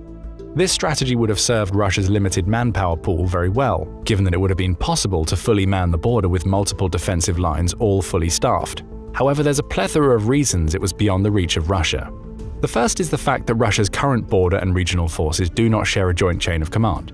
This is hardly new, as even inside Ukraine the regular Russian army struggles to perform joint operations between its branches, sometimes even between larger Russian units. Combined arms operations continue to be out of reach of Russia, and especially so in its poorly defended border. With a combination of conscripts and other forces, local commanders found themselves at odds with each other over how to react to the Ukrainian invasion, and the problem persists even a week after it began. Currently, Russia is planning its counterattack to contain the UAF, but this plan is being met with extreme skepticism. The most obvious problem comes from the composition of the forces assigned to Kursk. Currently, the Russian National Guard, Russian FSB Border Guard Service, Interior Ministry troops, conscripts from the regular army, PMCs, and other irregular forces have all been tapped for the response. All of these share completely independent command structures, and there exists no joint command structure between them. As usual, Russia is having to make it up as it goes along due to a lack of planning, and given their troubles with regular army forces in Ukraine, there's little reason to believe that a Russian response to Ukraine's invasion is going to be well coordinated or particularly effective. Particularly effective does not mean fruitless though. Russia still has a lot of manpower it's willing to send into the meat grinder. Compared to Ukrainian forces though, who by all accounts are made up of hardened combat veterans and experienced commanders, the Russian response is unlikely to be an efficient one. This time though, Russia may not be able to meat grinder its way to victory for one very specific reason. As the Ukrainians invaded Kursk, Russian units were either taken so by surprise, overwhelmed by the violence and speed of the assault, or destroyed in fighting. By and large, the UAF was going up against conscripts, whom by Russian law cannot be used as expeditionary forces outside of Russian borders. This hasn't stopped some numbers of conscripts from ending up in Ukraine, but even Putin has been extremely sensitive to the mass use of conscripts in combat. Shortly after the invasion, he personally met with mothers of conscripted soldiers who had accidentally been sent to Ukraine and has made efforts to prevent it from happening again. These conscripts are notoriously poorly trained and terribly equipped. Even in peacetime, they suffer from extreme levels of physical and sexual abuse, low morale, and very poor quality equipment and training. There's little indication that things have changed in wartime, and Russia's border conscripts have performed as expected, with the UAF taking hundreds of conscripts prisoner and inflicting a yet unverified but seemingly high level of casualties on the rest. Russian troops dying en masse in meat grinder battles of attrition is nothing new. What is new, this time, is that photos and videos of dead conscripts are making the rounds on social media, but they aren't dying in distant battlefields, they're dying on the front lawns of Russian homes. One infamous example is a HIMARS ambush of a Russian reinforcement convoy, with the convoy destroyed directly in front of a row of Russian homes. Visual estimates of the casualties count around 3 dozen dead. Ukraine states that as of the writing of this script at the end of the first week of the invasion, it's taken 2,000 Russian prisoners of war. And there's little reason to doubt this figure is more or less correct, given the number of videos and photos shared via Telegram and other social media. In these videos, we can see Ukrainian forces detaining groups of up to 2 dozen at a time, with one video showing 30 individuals surrendering at once. Normally, it's prudent to be wary of media manipulation. This is a war after all, and social media is a powerful tool. But the depth of Ukrainian penetration into Russian territory and the wealth of evidence strongly hints that the Ukrainian figures are more correct than not. There's also mounting pressure from the Russian population itself concerning conscript deaths and capture. A movement meant to bring awareness to the killing and capture of conscripts quickly grew in popularity shortly after the start of the invasion, spearheaded by Russian mothers concerned for their own children conscripted into the military. Putin seems to be aware of the sensitivity of conscript deaths within the Russian population, an odd occurrence for a society with an extremely high threshold for pain in terms of regular war casualties. Ukraine may have been counting on this, with conscript deaths and captures feeding into its strategy. Many have wondered at the purpose of the invasion, with some criticizing it for taking troops away from a front where Ukraine is being steadily pushed back across many sections. Yet the death of Russian conscripted youth is already achieving an effect that scores of dead Russian contract soldiers isn't. The casualties are only likely to mount though, as reports are that only small amounts of forces are being pulled from the front as of the writing of this script. Instead, it seems like conscripts will play a role in the attempted retaking of Kursk, and the fact that the Kremlin seems to have no real plan does not bode well for these forces. It took 3 days for Putin to react to the Ukrainian invasion, a sure sign that nobody in this chain of command had a plan in place to deal with such an incursion. When Putin did respond, it was immediately clear that there still existed no plan for countering the invasion. The mixed nature of the planned response is indicative of how poorly prepared Russia was and continues to be.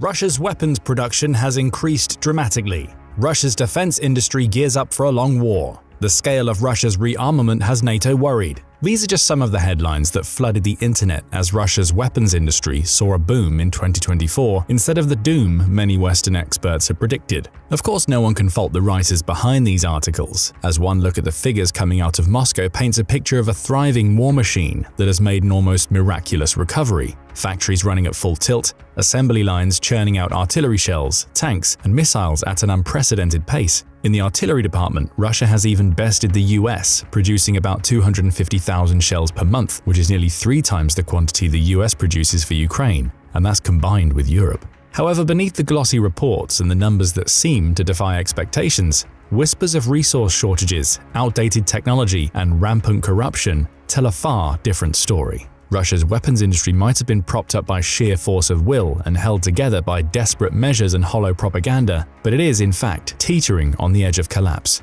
And the truth is that this industry was always going to fail, no matter how much the Kremlin tried to mask its decay. After all, no empire can thrive on rotting foundations. But why is Russia's weapons industry failing so badly, and what deeper forces are driving it toward inevitable collapse? Keep watching to find out. To understand just how different reality is from what's being portrayed, let's look at the propaganda coming from the Kremlin, and then gradually peel back its layers and examine the crumbling foundations of Russia's weapons industry. According to the Kremlin, Russia's weapons industry has never been stronger. The historic increase in Russia's military expenditure alone should serve as proof. In 2022, Russia adopted an expenditure plan that allocates $600 billion for national defense, security, and law enforcement between 2022 and 25. About $75 billion was planned for 2022 and $84 billion for 2023. In 2024, a record-high pre-planned military expenditure was introduced, with reports pointing to a $140 billion figure. This would mean that 35% of all government spending in 2024 was directed toward fueling the military machine.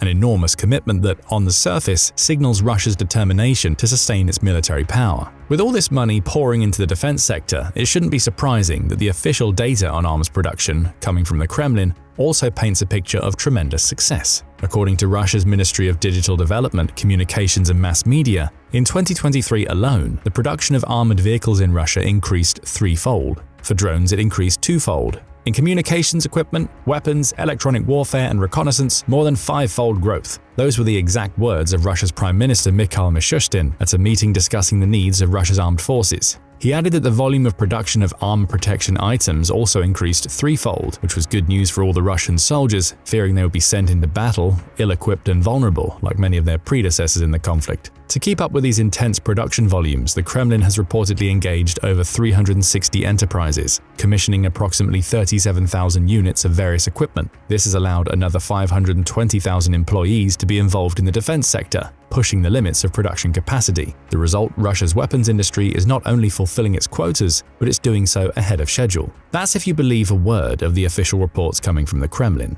Remember, that's the same Kremlin that presented mind-blowing figures regarding mass mobilization in Russia. 137,000 troops in August of 2022, another 170,000 soldiers in December of 2023, and plans to mobilize another 400,000 before 2024 ends. On paper, all these figures paint a picture of an unstoppable and ever-growing military force. Yet beneath the surface of these impressive numbers lies a different story, one of poorly chosen, poorly equipped, and poorly supported troops used by the Kremlin as nothing more than cannon fodder. Older people, disabled people, convicts. These are just some of the groups conscripted to swell the ranks, revealing a disturbing reality behind the grandiose figures. Russia's weapons industry is no different. However, to be fair, Russia's approach of quantity over quality has allowed the defense industry to flood the battlefield with an impressive array of weaponry, ammunition, and equipment. As for how these performed on the battlefield, that's a story for later. Strictly numbers-wise, the Ukrainian battlefield is expected to see the following equipment in 2024. 800,000 units of 122mm ammunition for barrel artillery, 500,000 122mm rockets for the BM-21 Grad multiple launch rocket system, 17,000 200mm rockets for the BM-27 Uragan self-propelled multiple launch rocket system, 1,500 tanks, and 3,000 other armored vehicles. These figures become even more concerning when compared to those from previous years. For instance, only 33,000 122mm rockets for the BM-21 were manufactured in 2023, which means that their production is expected to skyrocket by 1,415%. Again, that's if you choose to believe the Kremlin-controlled figures. We must keep emphasizing where these figures are coming from, as it's pretty easy to get lost in all the numbers, also losing sight of their reliability. As previously noted, the Kremlin's numbers serve a single purpose: to bolster a narrative of strength while disregarding deeper issues like quality control and inefficiency. But is projecting power the only reason why Russia is seemingly putting all its resources into weapons production? In a word, no. The truth is that Russia needs the weapons industry to survive. Even before the war in Ukraine started, Russia was incapable of exporting other high-value-added products like cars or cell phones. Weapons have always been a cornerstone of Russia's export industry, which was spearheaded by oil and gas exports. But now, when most of the world wants nothing to do with Russian goods and natural resources due to sanctions and geopolitical tensions, weapons are practically all Russia has. As of 2024, Russia's defense industry employs an estimated 3.5 million people, which accounts for 20% of all manufacturing jobs in Russia. All the tanks, planes, and ammunition manufactured, together with military pay and compensation for dead and wounded soldiers, directly contribute to Russia's gross domestic product, or GDP figures. In other words, the war in Ukraine is single-handedly driving Russia's economic growth. But what about arms exports? Are the weapons production figures reflecting a booming export sector as well? The answer is a resounding no. However, the reason behind this answer is multifaceted. On one hand, Russia can't afford to sell virtually any weapons, as it needs all its production for its own military needs. With the ongoing conflict in Ukraine depleting resources and driving up demand for armaments, the domestic priority is to ensure that the Russian military is well equipped and has ample supplies. This is especially vital when you consider the billions of dollars Ukraine is receiving from its Western allies in military aid. On the other hand, even if Russia wanted to sell weapons in bulk, it wouldn't be able to. Why? Because hardly anyone would rush to buy them. But how is this possible? After all, we're talking about the producer of arguably the most famous assault rifle in the world, the AK-47. The country that, alongside the US and France, contributed to nearly 2/3 of the global major weapons exports between 2019 and 2023. Well, you see, once your weapons actually get battle-tested, while the whole world is watching and fail spectacularly, their reputation can tarnish rather quickly. And that's on top of the sanctions that reduced the number of countries purchasing major Russian arms from 31 in 2019 to 12 in 2023. Among these countries, India and China lead the pack, with $5 and $3.1 billion respectively,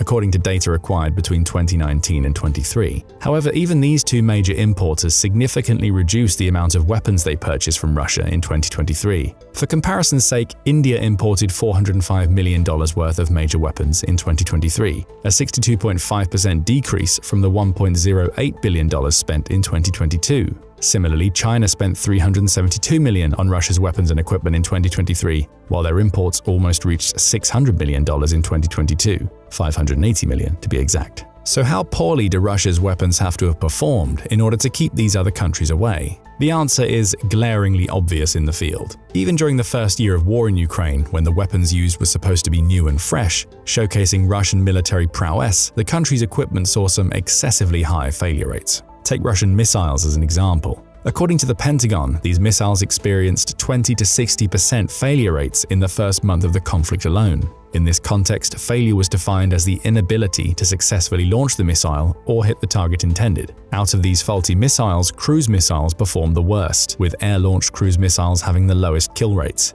There have even been reports that some of the roughly 1,100 missiles Russia launched in the first month of the invasion managed to hit the target but forgot about the other crucial part, actually exploding. The Pentagon explained this phenomenon as a result of both quality control issues and fusing problems. Still, in their March 25, 2022 report, the Pentagon officials warned Russia still had about 50% of their missile inventory available. And despite the high failure rates and performance issues observed, such a high amount of the remaining stockpile still represented a substantial threat. Well, by May 10th of that year, this threat all but vanished. as the Pentagon reported that Russia had almost depleted its missile inventory. Unsurprisingly, Russia was no longer eager to shoot off what little remained left and right, given the abysmal performance and dwindling stockpile, so the missile use continued at a significantly reduced rate. Now the performance of the Russian missiles is disastrous in and of itself. However, it reaches a whole new level when you consider all the praises the Russian military lavished upon their missile technology before the conflict. Former Deputy Prime Minister, now the Director General of the State Corporation for Space Activities Roscosmos, Yuri Borisov, described Russia's hypersonic missiles as high precision, claiming that they can be used to eliminate enemy targets such as parked vehicles, arms depots, command posts, infrastructure targets, with the error probability of just a few meters. He added that these missiles, primarily referring to the likes of the Bal, Bastion, Iskander, Kalibr, KH-101 and Kinzhal missiles, can travel hundreds of kilometers and have next to zero CEP. CEP refers to circular error probability, which measures the radius within which a missile is expected to land around its target, indicating its precision. So a missile with a CEP that's close to zero is supposed to always hit its intended target with remarkable accuracy. However, the war in Ukraine proved that these praises were nothing more than wishful thinking.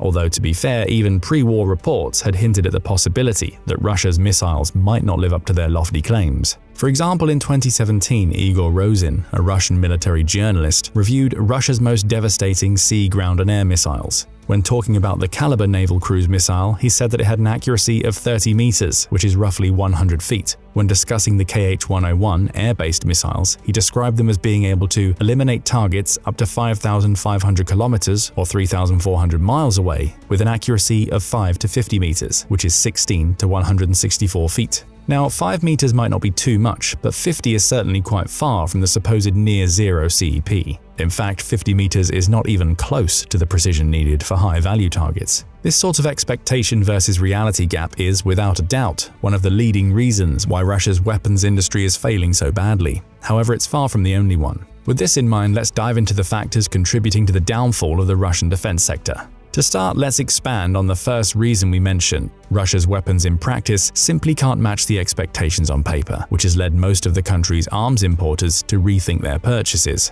Even if you know a little about the technicalities of weaponry, think about it logically. How did a country once touted as the second biggest military power in the world fail to quickly defeat Ukraine, a nation with drastically fewer resources and a smaller military? Russia's propaganda was so effective that even Western commentators saw Kyiv falling rather quickly. After all, Russia's claims and previous military actions, like its swift victory in Georgia, mighty intervention in Syria, and its aggressive posture in Crimea, had set a precedent for rapid success. But let's look underneath the surface. At 26,900 square miles of area, Georgia is a tiny country, almost 10 times smaller than Ukraine. Plus, at the time of Russia's invasion in 2008, it had a minuscule army of under 30,000, which was additionally poorly organized. As for Syria, Russia was up against a fragmented opposition rather than a unified, well-organized military force. That's not to mention that the Syrian insurgents' air capabilities were almost non-existent, and practically all Russia did in the country was launch airstrikes. According to Valery Gerasimov, the Chief of General Staff of the Russian Armed Forces, the country's Air Force, RUAF,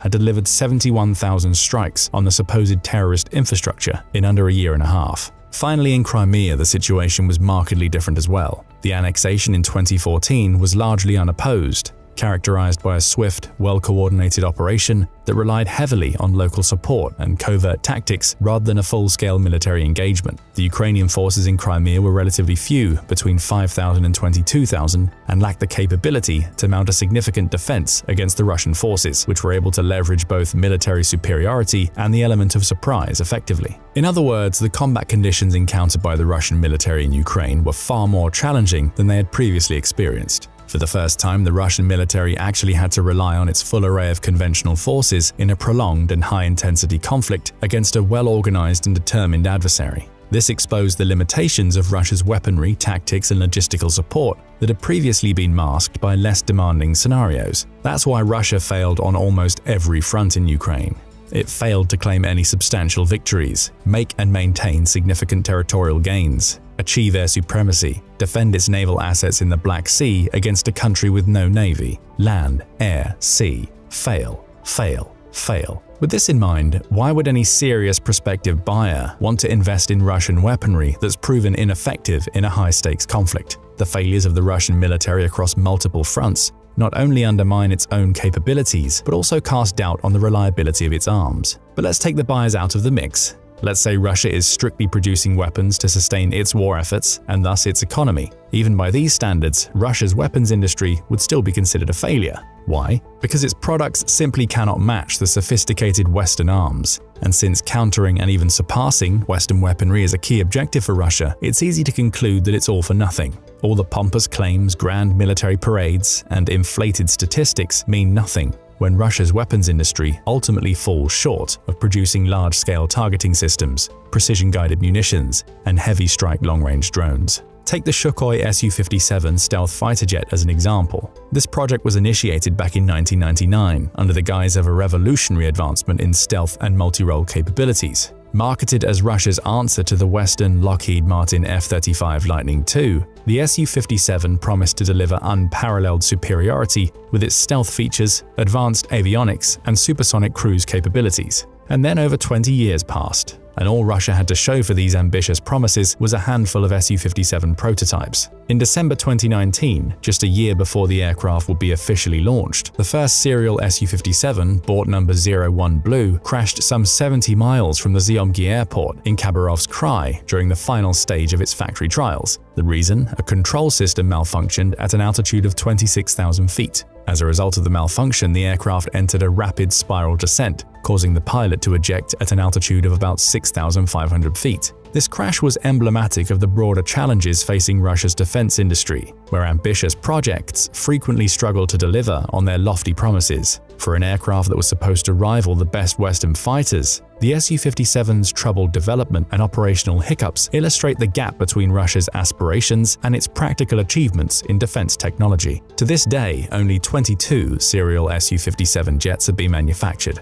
and reports have yet to come out about their operation in a real combat scenario. In contrast, the US has built over 1,000 F-35s, which are actively used and tested in various theaters of operation around the world. However, as much as Russia wants to beat its Western opponents, one simple fact remains true. The country's weapons industry is failing miserably without Western-made parts. As foreign policy puts it, Russia's war machine runs on Western parts. Now you might wonder, how is this possible if over 50 countries, including most of Western nations, imposed sanctions on Russia? Well, Russia has managed to find a workaround, relying on a network of third-party countries and intermediaries to source the crucial components they need. This has led to multiple calls to increase funding for oversight agencies and punish those who facilitate these indirect transactions with multi-billion-dollar penalties similar to those issued to banks for money laundering and terrorist financing.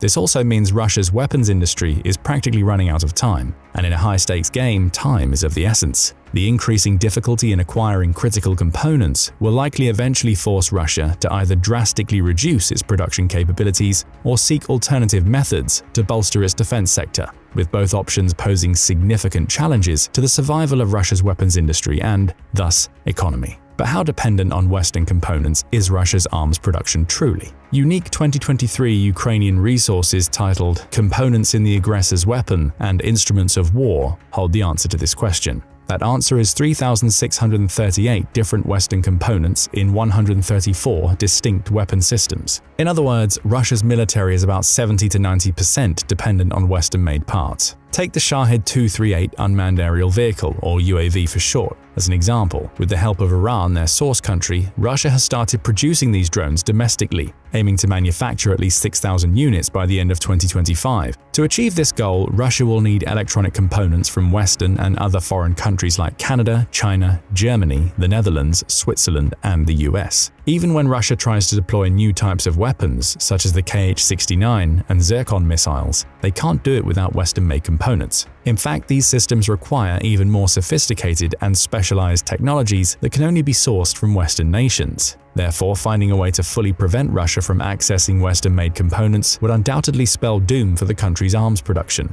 For now, Russia's still getting away with sourcing Western-made counterparts, with a June 2024 report by the Royal United Services Institute, a London-based think tank, disclosing, despite the diligent efforts of many civil servants, backed by the political will to disrupt Russia's military-industrial output, there is little to show for it. However, even the little damage that Western sanctions have done to Russia shouldn't be underestimated. Sweeping Western sanctions have undoubtedly pushed Russia's weapons industry to the brink of collapse, although they did fail to push it over entirely. As a result of these sanctions, the Russian military-industrial complex is facing severe delays, rampant costs, and substantial operational inefficiencies. The result? The Russians have been cutting corners more and more, jeopardizing the long-term quality of the weapons they produce. So in 2024, it might seem that Russia has managed to outwit its Western adversaries through sheer volume of production, but most of the weapons being produced in heaps in Russian factories have virtually no chance of maintaining the standards necessary for modern warfare. Not now, not ever. But Western sanctions aren't the only ones to blame for the abysmal output of Russian arms factories.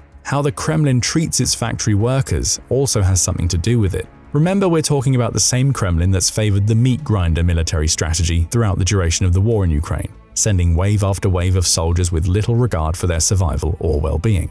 And if that's how the Kremlin treats frontline soldiers, the very people tasked with achieving military victories, just imagine how it treats the factory workers behind the scenes. Sure, these factory workers are well paid, with machinists and welders reportedly earning more than white-collar managers and lawyers in Russia. However, Russia's soldiers are also well paid, and yet they are still treated as expendable assets. In arms production, this means introducing 6-day work weeks with 12-hour shifts, rushing employees through the training process, and even resorting to forced labor to meet the deadlines. For instance, Kurgan-Mashzavod, the Russian manufacturing facility producing the BMP-2 and BMP-3 infantry fighting vehicles, has brought in convicts to fill the labor shortages. These prisoners, often with little to no experience, are thrown into the production process under grueling conditions, all in the name of speeding up output. However, it's important to note that the responsibility for these cruel actions doesn't lie solely with the management. The Russian government was the one to crank up the pressure, with Dmitry Medvedev, former president and current deputy chairman of the Security Council of Russia, touring the factory in 2022 and warning the management about the potential criminal charges that come with failing to meet production deadlines. Medvedev's message was clear: the Kremlin demanded results, regardless of the human cost. This leads us to the underlying reason why Russia's weapons industry is on the verge of collapse, and why this was always going to be its fate: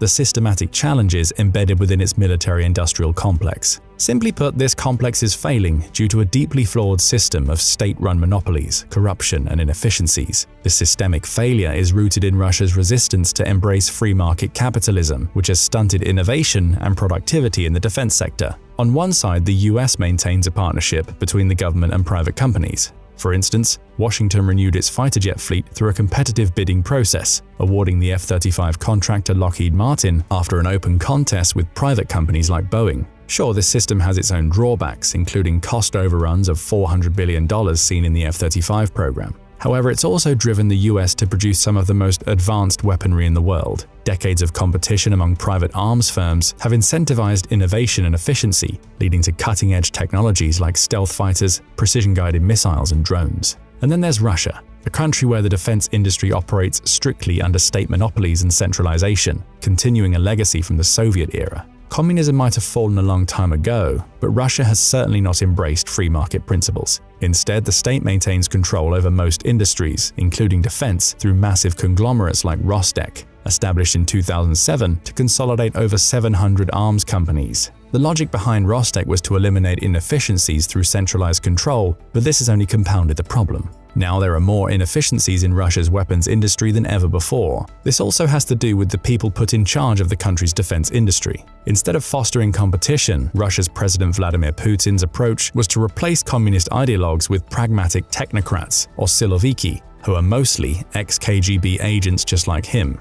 Of course, this includes the CEO of Rostec, Sergei Chemezov, who is a former KGB colleague of Putin. By 2014, Rostec had reduced its workforce to 443,000 employees from 788,000 in 2008. However, despite these cuts, Rostec managed to achieve an even greater monopolization of the defense sector. For example, the United Aircraft Corporation, under Rostec's control, is the only manufacturer of Russian fighter jets. In the US, on the other hand, there's a diverse array of contractors like Boeing, Lockheed Martin, and Raytheon. Another glaring example of inefficiency within Russia's military-industrial complex is Almaz-Antey, Russia's leading missile manufacturer. This corporation is directly owned by Russia's Ministry of Finance and led by another Silovik, Viktor Ivanov. In 2017, its subsidiary, MPO Novator, managed to produce only 60 caliber missiles in 6 months, an abysmally low output, given that Russia fired over 1,200 missiles in just 1 month of the Ukraine war. This mismatch between production capacity and battlefield needs reveals the inability of Russia's monopolistic defense industry to meet modern demands. However, no systematic challenge has plagued every aspect of Russian society like corruption.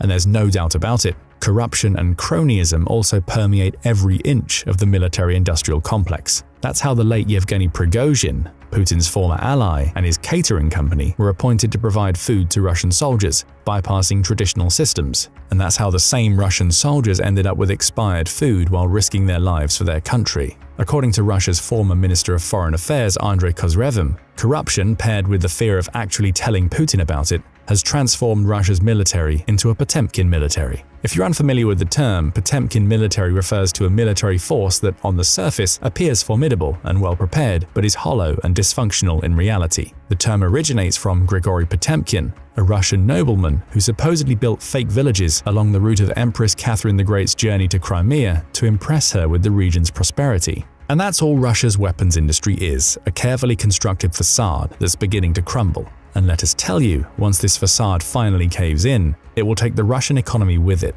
After all, this economy is now fully militarized, and much of its industrial capacity is dedicated to defense production. While the defense sector falters, the effects will ripple through the entire economic system. Renaud Foucault, a senior lecturer in economics at Lancaster University, perhaps put it best. Russia's economy is now completely driven by the war in Ukraine. It cannot afford to lose, but nor can it afford to win. If Russia achieves victory, the staggering costs associated with rebuilding and maintaining control over a conquered Ukraine would be insurmountable for an already weakened economy. Conversely, if Russia loses, it risks not only the collapse of its military-industrial complex, but also the loss of the very driving force behind its economic stability and growth. Now it's time for you to do the talking. Head to the comments section below and let us know whether you believe doom is the only option for Russia's weapons industry. And if so, how long do you think it will take before this complex collapses under the weight of its decay? 1,000 days. That's how long Russia's brutal invasion of Ukraine has dragged on. 1,000 days into a war that was supposed to last just 3, and Russia finds itself in freefall. Ukraine, against all odds, has turned the tide, not just holding the line, but grinding Russia's military into dust. Staggering troop losses, shattered equipment, and crumbling morale paint a grim picture for the Kremlin. Putin's grand gamble has backfired spectacularly, and the cracks in his war machine are now impossible to ignore. But what sealed Russia's fate? The answer lies in a daring moment that reshaped the battlefield: the Kursk incursion. On August 6, 2024, Ukraine launched a surprise offensive into Russia's Kursk Oblast, catching Moscow completely off guard. Ukrainian forces quickly breached Russian defenses, capturing dozens of square miles of Russian territory within the first few days. By the end of the first week, Ukraine had secured around 386 square miles of land, and Russian authorities had been forced to declare a state of emergency. In other words, it took Ukrainian troops only a week to show the world just how fragile Russia's position truly is. Naturally, for Russia, this incursion was a humiliating blow.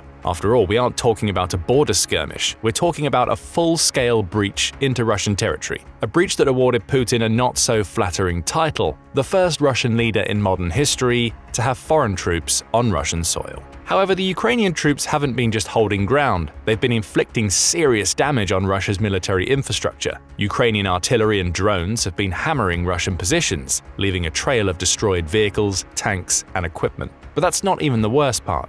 Thousands of Russian soldiers have also been sent to an early grave, with each day claiming more of the country's already strained forces. To put it simply, it's a slaughter for Russia. A slaughter that shows no signs of slowing down. In fact, it only seems to be getting worse. The deadliest days for Russian troops are no longer early 2022 when the invasion first began. They're now in November 2024, as the battlefield becomes more unforgiving with every passing day. But words alone don't do justice to the scale of these losses. The numbers tell the true story of Russia's unraveling. According to the General Staff of Ukraine's armed forces, Russia has lost 725,740 troops, from February 24, 2022 to November 20, 2024. That's nearly 750,000 lives shattered in less than 3 years, and the toll keeps rising. As of November 20th, the deadliest day for Russian troops was November 11th, when they lost nearly 2,000 soldiers, or 1,950 to be precise.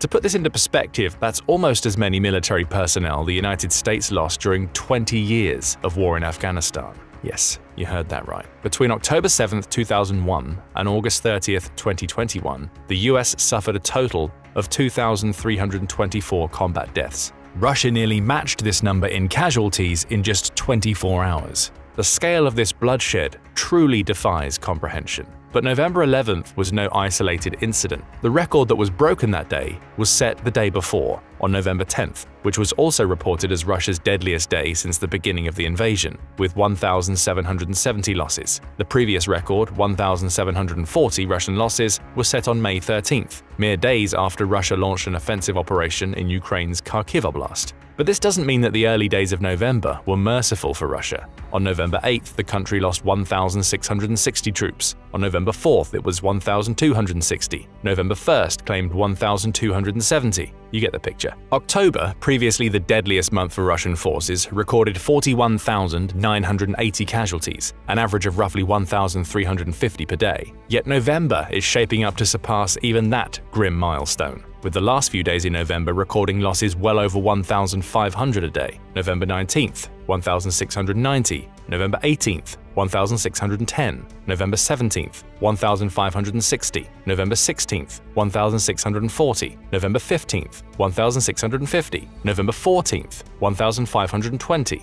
November 13th, 1,690. November 12th, 1,770. This devastation has led many to label what's unfolding in Kursk as nothing short of a massacre. Videos circulating online show hundreds of Russian vehicles obliterated, some with troops still inside, highlighting the utter futility of Moscow's repeated assaults. Of course, Russia wouldn't be Russia if it didn't try to spin things around. Russian soldiers have also been posting videos and photos of their battleground successes in Kursk. One such instance involves a Russian soldier proudly posing next to a Ukrainian Leopard 2 tank that his unit supposedly hit and captured. Given that Leopard 2 tanks are highly advanced and relatively scarce in Ukraine's arsenal, this was quite the achievement, right? Well, not quite. Upon closer inspection, this tank turned out to be nothing more than a decoy. A well-crafted decoy, but a decoy nonetheless. This bizarre display of desperation perfectly sums up the contrast between Russia's propaganda and the reality on the ground. This contrast has become so significant that Russian commanders have reportedly been arrested for exaggerating battlefield gains. According to recent reports, these arrests stem from Moscow's growing frustration with the gap between the glowing victories portrayed in state media and the catastrophic losses being suffered in Kursk. In a shocking turn of events, several mid-level and senior officers were accused of fabricating reports to appease higher-ups, overstating territorial gains and inflating Ukrainian losses. The goal of these false claims was to shield the commanders from criticism and disciplinary actions. However, they only managed to fuel the Kremlin's delusions about the state of the war. Yet another major miscalculation. So now, with Kursk turning into a disaster of unprecedented scale, the Kremlin's crackdown on its own commanders showcases the chaos and paranoia within Russia's military leadership. However, the fact that Russian commanders felt compelled to do this in the first place exposes another thing. The Russian chain of command is completely fractured. But as the Kursk debacle continues, no amount of doctor reports or arrests can mask the truth of Russia's mounting failures. But it's not just manpower that's being bled dry. Russia's equipment is also taking a brutal beating. According to the General Staff of Ukraine's armed forces, as of November 20th, Russia has lost an astounding 9,390 tanks, 19,119 armored vehicles, and 20,681 artillery systems. These losses also extend to Russia's aerial and naval fleet, with 369 airplanes, 329 helicopters, and 28 ships and boats destroyed. Even drones, a crucial tool for modern warfare, haven't escaped unscathed. Over 19,202 Russian unmanned aerial vehicles have been taken out of action so far.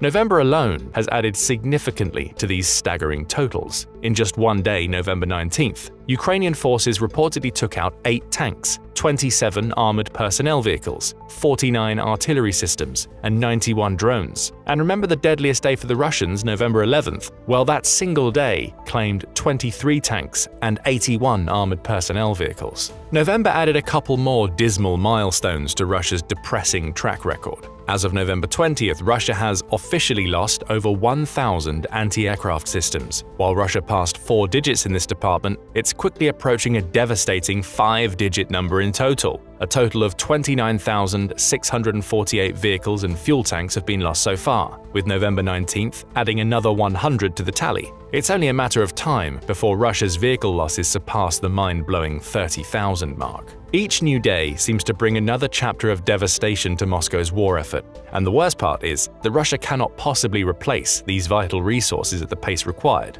Now, you might wonder, isn't Russia's economy on a war footing? With all the resources pouring into the defense industry, how is it possible that it can't keep up? Well, the answer is simple. The losses are just too big. Russia's production lines, stretched to their limits, simply can't match the ferocious pace of destruction. Take large-caliber cannon barrels, for instance. According to Oryx, a Dutch open-source intelligence defense analysis website that records documented equipment losses, Russia loses over 320 tank and artillery cannon barrels per month. However, Russia's 2 rotary forges, critical for producing these components, can churn out only 20 barrels monthly. That's a replacement rate of less than 7%.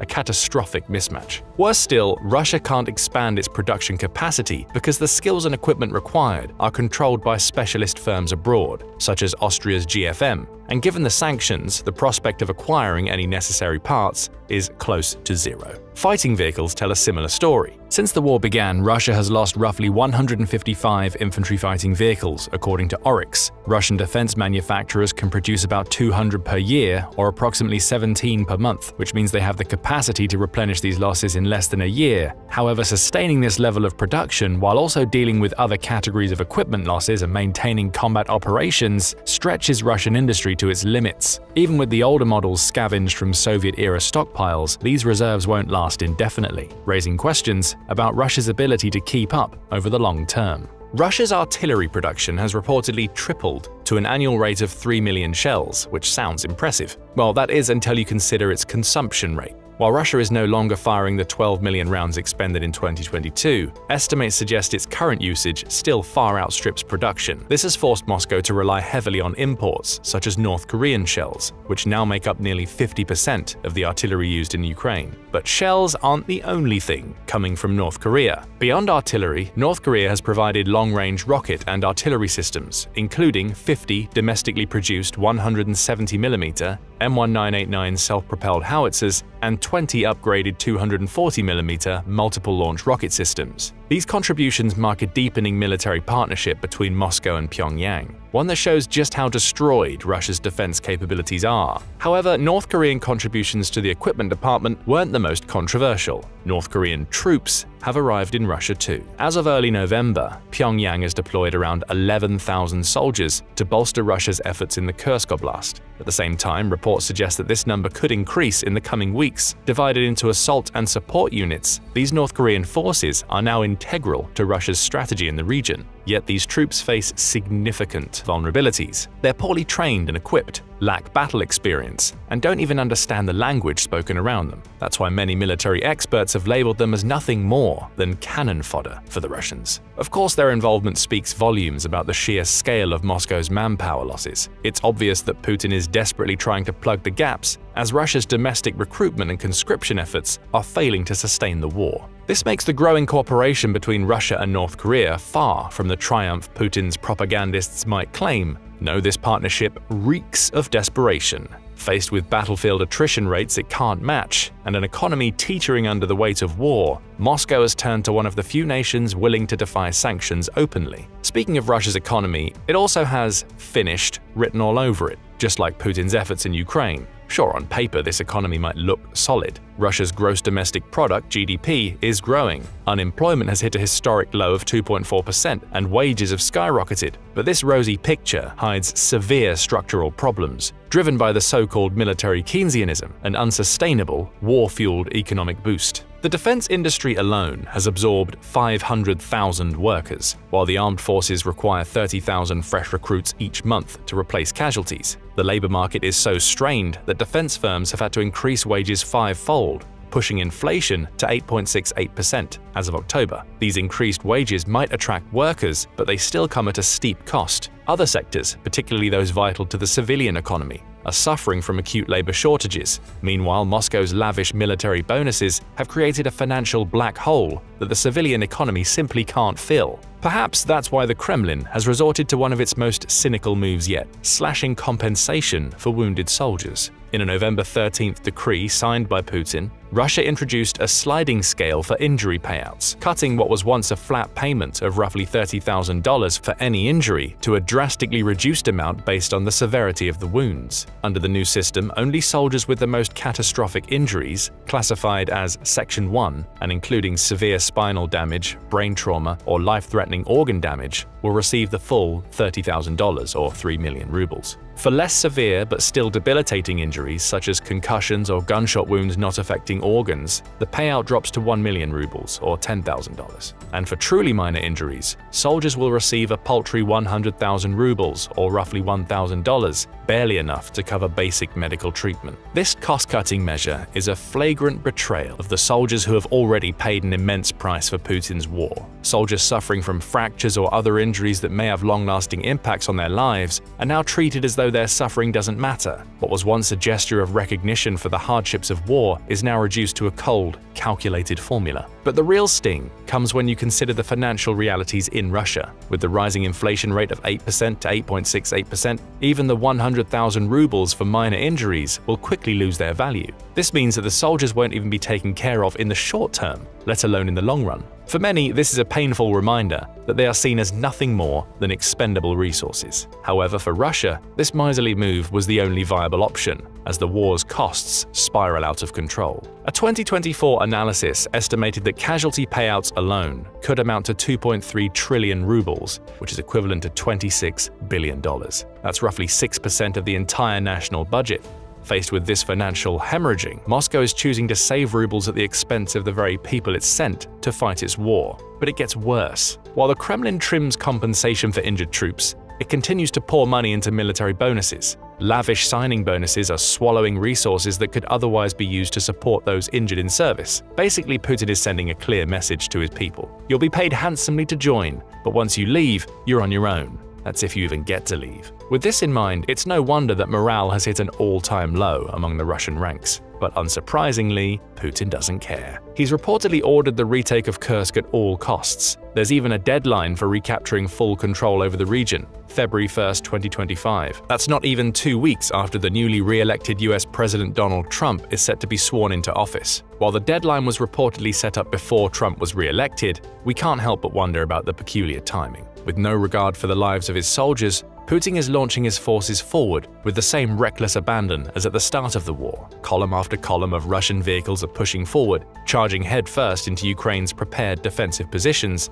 despite the significant losses and strategic setbacks. So why the rush? Well, Putin is clearly trying to grab as much negotiating leverage as possible ahead of any potential diplomatic overture to the new US president. By regaining this territory, he will be able to present a victory of sorts to Trump, or at least a strong negotiating position to secure a deal that could be seen as a win for Moscow. But as you've already heard in this video, this all-out push isn't exactly going according to plan. And now, while President Joe Biden is still in office, the US has thrown a major wrench into Russia's plans. He's given Ukraine an all-clear to use US-supplied long-range missiles on Russian soil. This decision marks a monumental shift in the dynamics of the Russo-Ukrainian war. Biden's move, taken on November 17th, followed months of Ukrainian pleas for more potent weapons to strike Russian infrastructure and military targets beyond the front lines. At first, the US resisted providing such weapons for fear of escalating the conflict. However, Moscow's provocative actions, especially the deployment of North Korean soldiers among the 50,000 troops in Kursk, finally prompted a change in Washington's stance. The immediate impact of this policy change was felt just 2 days later, on November 19th, when Ukrainian forces reportedly launched an ATACMS missile against a key Russian munitions storage facility in Karachev, Bryansk Oblast. This attack marked the first time that the US-supplied long-range missiles were used on Russian soil. The target, a vital arsenal of Russia's main missile and Artillery Directorate was reportedly destroyed in a dramatic explosion that sent fireballs soaring into the sky. Residents even captured the moment on video, showing the scale of the blast that rocked the region. Ukrainian officials confirmed that the munitions stored at this facility included artillery ammunition and anti-aircraft missiles, which are critical supplies for Russia's ongoing offensive. But why is this strike seen as a turning point in the war? Well, the ATACMS, with a range of up to 190 miles, allows Ukraine to target high-value Russian assets far from the front lines. The weapon's precision and capability to strike so deep within Russian territory will undoubtedly put immense pressure on Moscow's military infrastructure. However, it's important to note that this isn't just about military targets. It's about crippling Russia's ability to resupply its forces and sustain operations across multiple fronts, and this strike is just the beginning. The US decision has allowed Ukraine to incorporate long-range capabilities from other NATO allies, including France and the UK, into its arsenal. These nations are now preparing to send their own long-range missiles to Ukraine, which notably include the Storm Shadow missiles, with a range of 310 miles. These missiles are designed to be launched from fighter jets, further increasing the diversity and reach of Ukraine's strikes within Russian territory. Other NATO allies are likely to follow suit. This means that Russia, which had become accustomed to operating with relative impunity on its own soil, will now be vulnerable to direct attacks that can cripple its logistics, command centers, and military resources. For Putin, this represents a nightmare scenario, a war on two fronts, one in Ukraine and one within his own borders. Moscow's response to this new reality has been predictably hostile. Russian officials, including Putin's press secretary Dmitry Peskov, have described the US decision as a dangerous escalation and a new phase of direct US involvement in the conflict. Peskov even warned that this would lead to greater tension between Russia and the West. As for Putin, he did what he does best: resort to the good old nuclear saber-rattling. This time, he dramatically lowered Russia's threshold for using nuclear weapons. Previously, Russia's nuclear doctrine allowed for the use of nuclear weapons only in case of a nuclear attack or an existential conventional attack, one that threatened the very survival of the state. However, the new doctrine now states that Russia could respond with nuclear weapons to any critical threat to its sovereignty and territorial integrity, even if the threat comes in the form of a conventional attack. This also includes situations where Russia's ally Belarus is attacked, or if a non-nuclear power, with support from a nuclear-armed state, engages in acts of war against Russia. Essentially, any attack by a NATO member or a joint attack involving NATO support could be deemed as an attack on Russia itself, thereby triggering the potential use of nuclear weapons. Of course, the timing of this decree is no coincidence. Putin wanted to make it clear that he views Biden's decision as a direct threat to Russia's security. The Kremlin has long warned that if NATO provided Ukraine with weapons capable of reaching Russian territory, it would consider NATO's involvement in the conflict as direct. In response, Russia wouldn't hesitate to escalate the situation. However, these repeated threats have always been just that: threats, empty words. This makes Putin's reaction just another desperate attempt to claw back some semblance of control over a situation that has increasingly slipped from his grasp. But unless nuclear weapons truly enter the game, Russia is, as it stands, finished. It's losing troops, equipment, and money at an unprecedented rate. Now, with the capability for long-range strikes in Ukrainian hands, it will also lose territory and infrastructure. In other words, it's truly game over. But what do you think? Is Russia truly done, or will it find a way to turn the tide? Will the West continue to provide the necessary support to Ukraine, or will the recent changes in the US leadership begin to fracture the coalition?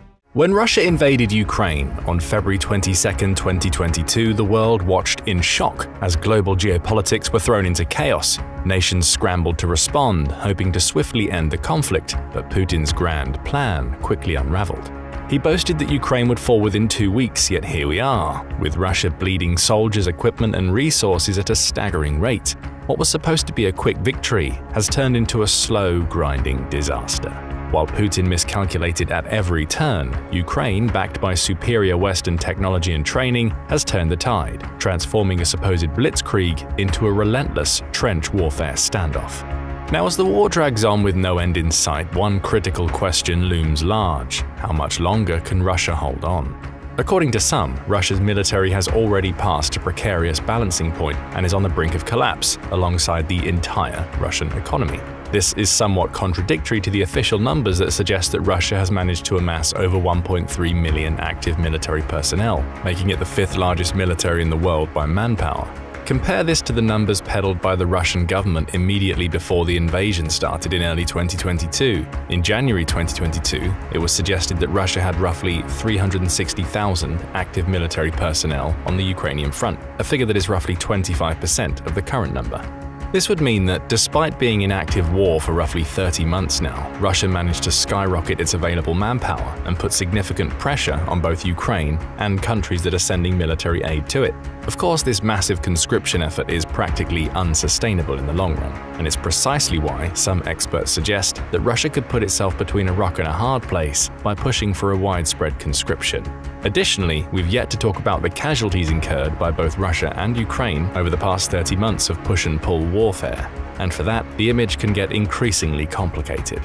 In the first few months of the war, both Russia and Ukraine heavily overplayed their successes and underpinned the opposing military. This led to a somewhat odd situation where early reports couldn't be verified for accuracy due to rampant differences between Russian, Ukrainian, and independent outlets, i.e. those originating from the UK or the US.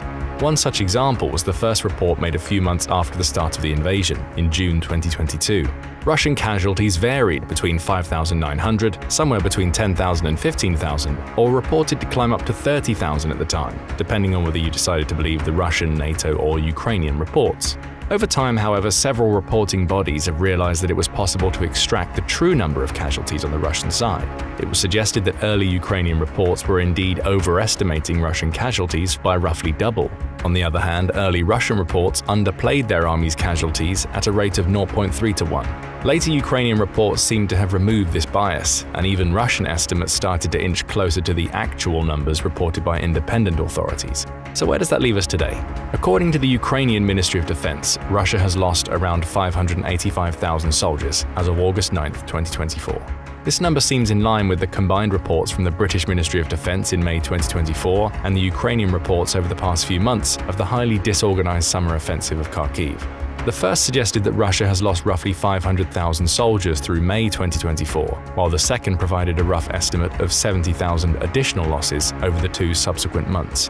Perhaps even more interestingly, despite Russia not making significant progress in moving deeper into Ukrainian soil, the casualties have started to mount more rapidly than ever.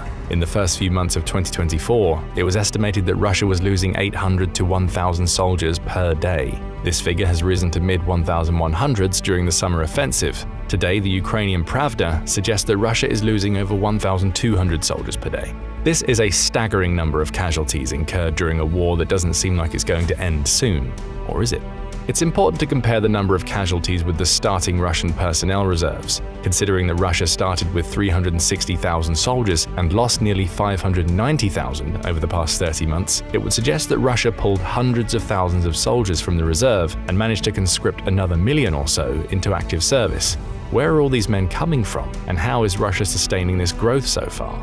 The dark truth is that Russia has been making significant conscription efforts for the past few years, offering increasing bonuses for volunteers who want to join the military. According to The Economist, a military volunteer can earn between 2 and 3 times the national average salary. Considering that Russia's less urbanized areas have significantly lower average incomes, particularly those with a higher prevalence of ethnic minorities, the government's conscription efforts have found more success in these areas. Of course, this has led to unprecedented discrepancies in the ethnic makeup of the Russian military, which have been propagated in the casualty reports. According to a PBS report in 2023, men from Buryatia, a Russian republic whose residents are descended from Mongols, were 75 times more likely to die than men from Moscow. This level of inequality between the elite, so to speak, and the more distant areas of Russia has spurred more than one protest in local governments. Despite that, the Russian military efforts have continued seemingly unabated. One of the significant contributors to that is the lopsided budget allocation towards national defense and military spending. Over the past 2 years, Russia's defense spending has nearly doubled from $72 billion to roughly $140 billion. This comes from the 2024 military budget being roughly a third of the government's budget, a rate practically unrivaled in the modern world. As a result, it's estimated that Russia is spending around 6% of its GDP on national defense and military, compared to 3.5% in the US or the average of 2.7% across NATO. Of course, that's just the top of the economic incentives that Russia has created to bolster its military. Over the past 2 years, the country has increased the number of employees in the military industry sector from 2.5 million to 3 million. This goes hand in hand with the overall increases in salary levels in this sector, aimed at improving the state of the Russian military and reducing setbacks from ineffective offensive campaigns. Additionally, the government's attempts to train more soldiers have yielded surprising efforts, perhaps due to the aggressive campaigning and generous military contract terms, at least payment-wise. In December 2023, Putin stated that the military had recruited 486,000 personnel in 2023. This would imply that 1,500 people a day had signed contracts with the military. These figures could be exaggerated, much like many other similar ones regarding Russian successes often are, and don't accurately reflect the variety and often ad hoc nature of Russian military recruitment. Reports also imply that the military sector has been cutting corners in terms of providing recruits with both training and equipment, undermining the Russian military's ability to conduct complex offensive operations. Regardless, Russia has seemingly managed to somewhat skirt the economic and demographic problems that would normally plague a country in a large-scale military conflict. This would normally paint a stark picture of the future of Ukraine. But there's always a bit more to the story, especially when we start digging a bit deeper into the economic issues that Russia is almost certainly going to experience in the coming years.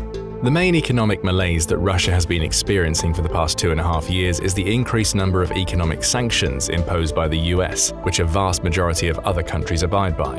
For example, the EU, which was once one of the largest importers of oil and natural gas from Russia and a significant trading partner, has reduced imports from Russia by roughly 80%, cutting off significant cash flows into Russian coffers. To counteract that, China has spearheaded a positive trading relationship with Russia, with 2023 trade raising by 26% from the year before. Despite the total trade going down in 2024, it's still well above pre-2022 levels. The trends indicate that China is positioning itself as a significant economic influence for Russia, because without this trade, Putin would be hard-pressed to find large foreign trading partners. China has also pivoted to being one of the main importers of Russian gas and oil, heavily contributing to the country's booming energy sector. This all goes to say that China is currently one of the main reasons why Russia has been unable to economically support its military and maintain its significant soldier count. This doesn't come without significant potential consequences, however. As the number of people working in the industry sectors, particularly military equipment manufacturing and energy, increases, Russia will have a harder time finding new volunteers for military service. This is especially due to the booming sectors requiring another sector, services, to employ more and more people to funnel funds back into the Russian government via taxes. As a result, there are fewer people who can work in other industries, particularly manufacturing and agriculture, which are the backbones of a country that's in an active war.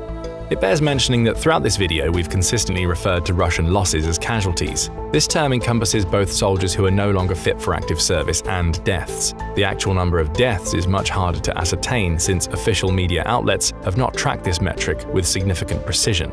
There were only a few independent outlets that have taken on this responsibility, including Mediazona from Russia and Medusa from Latvia. According to the latest available report from Mediazona, which was made in early 2024, roughly 24 months after the invasion, the overall death toll of Russia's military is around 50,000. Additionally, the report suggests that the number of deaths has increased by 25% between 2023 and 22. This would imply that subsequent pushes by Russia are far likelier to increase the death toll. This shouldn't come as a particular surprise when we go back to the fact that the Russian military has pretty much spent its initial military. As a result, the government's efforts to bolster the military have replaced soldiers with more training and experience in official drills, with volunteers pulled from the general population, reservists, and even prisoners. This is supported by the fact that official news outlets in 2023 have started finding fewer and fewer casualties from the Russian military and Wagner mercenary groups, especially for soldiers in the age ranges that more closely correlate to being in active military service. Let's take the 50,000 deaths figure from the earlier report at face value and account for another 6 months of active warfare as the average value of last year's figures. This would imply that the Russian death toll in August 2024 is between 60,000 and 63,000 soldiers. However, BBC Russia's report in June 2024 has suggested that the actual total number of dead could be as much as twice as high, totaling around 130,000 people. When compared to the number of casualties, which was previously estimated to be roughly 585,000, this leaves between 450,000 and 520,000 people who are alive but no longer fit for active service. What happened to these 500,000 people? There are a few scenarios. First, some of the soldiers were captured by Ukrainian forces and either being kept as prisoners of war until it ends or are being actively traded with Russia for Ukrainian soldiers. These don't account for many casualties, however, so their numbers don't have an immediate impact on Russia's economy or tactics. However, what they can affect is general Russian morale. A few Western news outlets have interviewed captured Russian soldiers. Their accounts suggest the current state of the Russian military is a generally grim affair, with the Russian government desperate to push more people to the Ukrainian front. Not all of the Western outlets are available in Russia, as the government tries to maintain a stranglehold on official state media and create a more positive, for them, idea of how the war is going. But those stories that do slip out have the potential of dissuading potential recruits from volunteering to the front solely because of the larger paychecks that the government is promising. The larger group of casualties are people who are too injured to return to the front. Depending on the scale of the injuries, these soldiers might need to recuperate for years at a time. Additionally, they might no longer be capable of working at all. This might not sound like much, but it can have serious negative consequences for the Russian economy. Since the wounded soldiers are no longer capable of working, it means that a portion of the population that should be in working condition isn't. Furthermore, these soldiers are likely receiving financial aid from the government as part of their military contracts and also need to be taken care of by their families. The first point is significant since the aid is effectively going down the drain, so to speak, when we consider that a third of the government's budget is already being drained into national defense and military. What all this means is that the Russian casualties are not only past spending that has gone nowhere, but are actively hampering the rest of the country's economy by putting an active strain on it to support the wounded soldiers. So far, we've been discussing Russian soldiers and how they affect the country's economy, but there's an additional factor in play that might be even more concerning: demographics. The age range for the Russian military is not particularly narrow, at between 18 and 30 years of age, but it's still only a part of the total male population. According to the UN World Population Prospect Report from 2019, there were roughly 14.2 million Russian males, aged from 20 to 34. For simplicity's sake, let's consider that these age ranges roughly correlate to the active military range and that the trends can be considered the same. The same report suggested that Russia has reduced its fertility rate to an anemic 1.2 children per woman between 1999 and 2001. The children born during that time are in the peak of the demographic that represents the suitable military age range. Further, the report implied that Russia would have some 12 million applicable males by 2025, a figure roughly 20% lower than the one in 2019. One of the main figures presented in the report also stated that Russia's current militarization rate is 6.31% of all available males in the age range. The report suggested that Russia would rapidly need to pull from the dwindling supply of young men just to maintain its military. The militarization rate for 2025 was projected to be closer to 7.8% in 2025 and 8% in 2030. These figures would be some of the highest militarization rates in the world. They would mean that Russia would already be pulling a significant part of its government budget into national defense and military, and the country would need a steady supply of immigrants to account for the nationals who serve in the military. And then COVID-19 happened. By 2021, the report figures showed that the country lost 800,000 people to the pandemic. Of course, the pandemic more heavily increased mortality rates in the demographic that isn't really applicable to the metrics we're dealing with in the video, but the country still lost a significant number of people, and the working population cycled itself to the younger generation. This meant that the jobs of people who died during the pandemic are now being performed by people who are potentially within the military age. Then Russia invaded Ukraine in 2022. The militarization figures presented in the 2019 UN report were already starting to get obsolete due to the pandemic's impact, but it's safe to say that a new report would suggest a much grimmer state of affairs in Russian demographics. The most recent reports of Russia having 1.3 million active personnel, combined with the 2019 predictions of the population distribution, would imply that the militarization rate for ages 18 to 30 is a staggering 11.6%. Of course, the actual figure is highly unlikely to be as high, considering that the active personnel numbers are pulling from more than the soldiers. However, it's still likely that the figure is rapidly approaching double digits. The one thing that this figure still does not account for is the Russians who have also left the country in the wake of the invasion. Some figures suggest that as many as 900,000 people have left Russia after the invasion started, and that a significant majority of them don't have short-term plans of going back to the country. According to Alfa Bank, one of Russia's largest private banks, the country has lost around 1.5% of its available workforce from emigration alone, creating a significant dent in the country's economy. Perhaps more important, however, is the fact that a decent number of people who have left the country also fall within military age. This created yet another outflow of potential Russian soldiers and staggered the country's efforts to reform the military in the wake of heavy losses in Ukraine. The emigration trend also suggests that people leaving Russia are highly skilled or paid, which disproportionately hurts the country's economy, as the 1.5% of the population loss is likely to contribute to far more than a 1.5% loss in potential taxes. When we take all these figures into account, Russia has rapidly gone through its available manpower from the ideal military range, especially for areas that are more prone to volunteer for military service, the less urban and poorer regions farther from the Kremlin. As a result, the government might start to diversify its efforts toward the population that has so far been relatively underrepresented in the military, the larger population centers such as Moscow or St. Petersburg. If that happens, it would create a positive feedback loop of economic losses. The government will be actively recruiting from the capable male population, creating gaps in the industries that heavily depend on the same population to function normally. The gaps would then need to be filled with more people, which would then only exacerbate the problems that the other industries are facing. Furthermore, the government creating widespread conscription efforts at the political, ideological, and cultural heart of the country could have devastating effects on the population as a whole. We don't need to remind you that the country has gone through several widespread protests in recent years, garnering both local and international attention. The fact that Moscow itself would start losing economically from the war might just be the final nail in the coffin for the Russian campaign in Ukraine. It could persuade a larger and more influential part of the Russian population, economically and politically, to force the government's hand to cut its losses in the military and reduce the rampant militarization growth. But since this is still a bit uncertain, let's say that Russia somehow manages not to collapse on itself economically and politically, and that the Russian military continues to replace the casualties with fresh recruits. How do the main Russian rivals stand in the war? Let's start with the other side of the Russo-Ukrainian conflict. Economically, Ukraine has been pumping out 36% of its GDP into national defense, specifically the military. The US is spending 3.5%. Demographically, however, Ukraine isn't faring significantly better. The UA Losses website maintains a record of confirmed deaths in Ukraine, something that's pretty much unheard of on the Russian side, which gives us a slightly more accurate picture. The website currently lists around 57,000 Ukrainian deaths in the invasion of Ukraine. This is an interesting figure, considering the previously discussed numbers on the Russian side.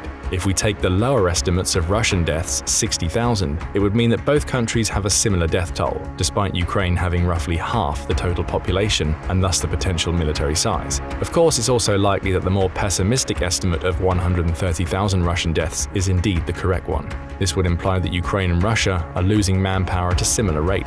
One thing to note is that the website doesn't differentiate between military and civilian losses, the latter of which is estimated to be in the range of 5,000 to 11,000. As the aggressor in the war, Russia has a much lower casualty rate for civilians, but still has one nonetheless.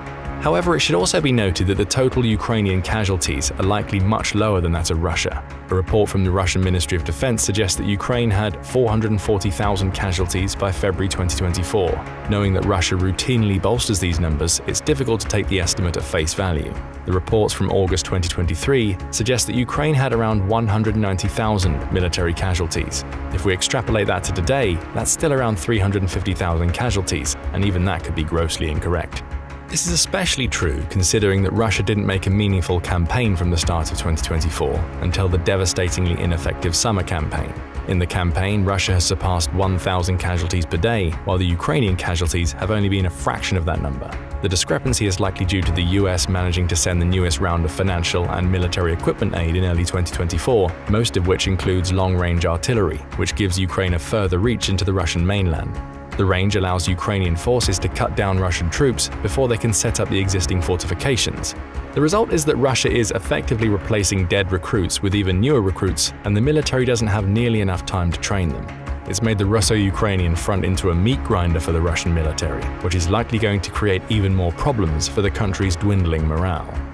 On Ukraine's side of the front, the government has increasingly lowered the draft age from 27 to 25. This means that the country would effectively increase a potential supply of able men to pull from if it decides to conscript more soldiers. However, that law keeps the mobilization age at 27, meaning that recruits will still likely need to undergo 2 years of training before they get called up to the front. Of course, the current state of the law is unlikely to remain the same, and Ukrainian President Volodymyr Zelensky suggested that if push comes to shove, the mobilization age will be dropped to 25 as well. The move has been met with criticism, as Ukraine has also suffered significant losses due to emigration and displacement, and lowering the draft age might exacerbate the speed at which men will try to leave the country, which is currently forbidden under martial law. But it's not only Russia and Ukraine whose soldier counts we need to care about. The EU has agreed that Russia is posing an increased threat to the Western world and has been making significant improvements. The most prominent countries are Germany and Poland. For Germany's part, the country has finally agreed to spend over 2% of its GDP on national defense. The country's government plans to bolster the Bundeswehr, the country's military, to roughly 180,000 people, giving it a 70-year peak. Of course, Germany is also one of the most technologically advanced militaries in the world. On Poland's side, the country is already spending roughly 4% of its GDP on national defense. The government's plan is to turn this budget into one of the most populous armies in the world. With the current active military size at roughly 180,000, the government plans to recruit roughly 150,000 people in the coming decade. Accounting for retirements, the plan is to maintain an army of 300,000 within Poland alone. This figure would make it comparable to what Russia threw at Ukraine in the starting months of the war. Of course, since Poland is a NATO member, it would also be bolstered by its neighbors. While the military size of most prominent NATO countries might not seem like a big deal now, they are important in the long term. Regardless of the results of the Russo-Ukrainian war, Russia has lost a significant number of soldiers and is currently grinding through relatively untrained troops in an attempt to shore up its defenses. This means that as the war ends, Russia's military would likely be at its weakest in years, leaving it practically defenseless. NATO is unlikely to use this to its advantage, but some other countries might. Enter China, one of Russia's largest trading partners and allies in the current conflict. Despite their friendly disposition, the relationship between Russia and China is heavily favored towards the latter. Over the past few years, China has carved out a significant influence on Russian soil. Many Chinese products have become market leaders in Russia, such as smartphones or cars and even agricultural equipment. This has undermined Russia's native manufacturing capacity, effectively making it depend even more on Chinese imports. Additionally, China is currently one of the biggest importers of Russian gas and oil. However, China has been making sweeping claims and plans to improve its land-based trade network, mainly through the Belt and Road Initiative, or BRI. The BRI aims to connect China to the Middle East via Central Asia. This would allow China to bypass both Russia in the north and the US chokehold on the Strait of Malacca in the south, the country's most vital maritime trade route point. If China manages to create a stable connection to the Middle East, it could easily obtain its gas and oil without relying on maritime trade. It would make it much less dependent and afraid of US countermeasures. Why is this important? Russia's Siberia and Far East territories are relatively underutilized by the country due to their distance from Moscow. Siberia contains vast deposits of minerals, woods, and even fresh drinking water, since Lake Baikal is the most voluminous freshwater lake in the world, and China and Russia already have territorial disputes surrounding the region of Outer Manchuria, which was Chinese territory before the Opium Wars in the 19th century. If China reduces its dependence on Russian gas imports and fulfills the BRI, it could possibly invade Russia to get hold of the precious resources that the Russian territories have. And in its currently weakened state, Russia would practically be a pushover. Of course, this is all purely speculative, but recent Chinese moves make hostile actions against another country, whether that's Russia or someone else, not so much of a question of if, but when. With that in mind, Russia's military might presently be growing, but it's growing in such a state that it's possibly already surpassed the point of sustainability. If Putin doesn't end the war in Ukraine, someone might come and end it for him. But what do you think? Does Russia's current military progress mean it could win in Ukraine in the relatively near future? As the war in Ukraine drags on, now past the 2.5-year mark, the truth about Russia's staggering losses is becoming impossible to ignore. While the Kremlin stays silent, the mounting graves across Russia tell a chilling story. In 2023 alone, Russia has spent $2.5 million expanding cemeteries, a grotesque sign of the war's true human cost. This isn't just a statistic. It's double what was spent in 2022 and 6 times the amount in 2020. But the real horror is what's still to come. At the current rate of death, experts predict Russia's troop losses will surge to 1 million by 2025. Think about that, 1 million soldiers gone. The last time a single nation saw such devastation was during World War II, a cataclysm that reshaped the world. Now Russia is hurtling toward this grim milestone in a war Putin refuses to stop, dragging his country deeper into the abyss with every passing day. So how has it come to this? How did one of the world's most feared military forces turn into a machine that consumes its own soldiers faster than it can replace them? And how long can Russia continue throwing men into the meat grinder before it collapses entirely? When you wage a futile war with brutal intensity and reckless persistence, the relentless slaughter of soldiers and civilians becomes an inescapable reality. Here's how Russia's President Vladimir Putin has driven his country and his people toward this devastating milestone, reminiscent of history's darkest years. As of August 28, 2024, Russia has lost precisely 618,960 troops in Ukraine, according to the General Staff of Ukraine's armed forces. This figure includes both fatalities and soldiers who've been so severely injured on the battlefield that they're no longer able to serve. If you're wondering about the proportion, The Economist reports that for every Russian soldier killed in action, there are roughly 3 to 4 wounded. A leaked document from the US Department of Defense leaves room for an even higher number of losses. According to this document, between 462,000 and 728,000 Russian troops have been killed, injured, or captured in Ukraine since the invasion began on February 24, 2022. That's substantially more troops than Putin initially prepared for the full-scale invasion of Ukraine, with 190,000 soldiers moving into Ukrainian land on that fateful February day. These staggering figures make one thing abundantly clear. Ukrainian soldiers are making the invader pay heavily for every inch of ground gained, even if they're paying quite a high price in the process too. However, whether it's 600,000 or 728,000, this figure is still a few hundred thousand soldiers short of 1 million. So how exactly could the projected loss of Russian troops reach this mind-blowing figure in a relatively short period? To answer this question, all we need is some simple maths. Let's use these figures presented by the General Staff of Ukraine's armed forces, as it's been publishing daily reports about the situation on the Ukrainian front line. Relying on these reports, we'll see how many troops Russia lost in a single week in Ukraine. As we mentioned, the last available report prior to writing these words was on August 28th. On this date, the General Staff of Ukraine's armed forces put the total troop losses at 611,190 soldiers. Let's go back to August 21st to examine the trajectory of the Russian troop losses in a single week. On August 21st, the report published by the General Staff of Ukraine's armed forces stated that Russia had lost 603,010 troops since the beginning of its invasion of Ukraine. The very next report, republished on August 22nd, put the total number of lost soldiers at 604,140. This means that in a single day, Russia lost 1,130 of its troops. This figure slightly increased the following day, as the August 23rd report pointed to a total loss of 605,330 troops. That's another 1,190 soldiers lost in a day. The next day showed a similar single loss day, with a reported 1,160 casualties. With this number, Russia lost a total of 606,490 troops. From August 25th to 27th, the total number of lost soldiers increased by 2,420. This means that the figure of 610,100 lost soldiers was reported on August 27th. On the last day prior to writing the script for this video, August 27th, Russia lost another 1,090 soldiers, leading to the 611,190 figure we mentioned a few times. So in total, that's 8,180 soldiers lost in a single week, or an average of 1,168 troops per day.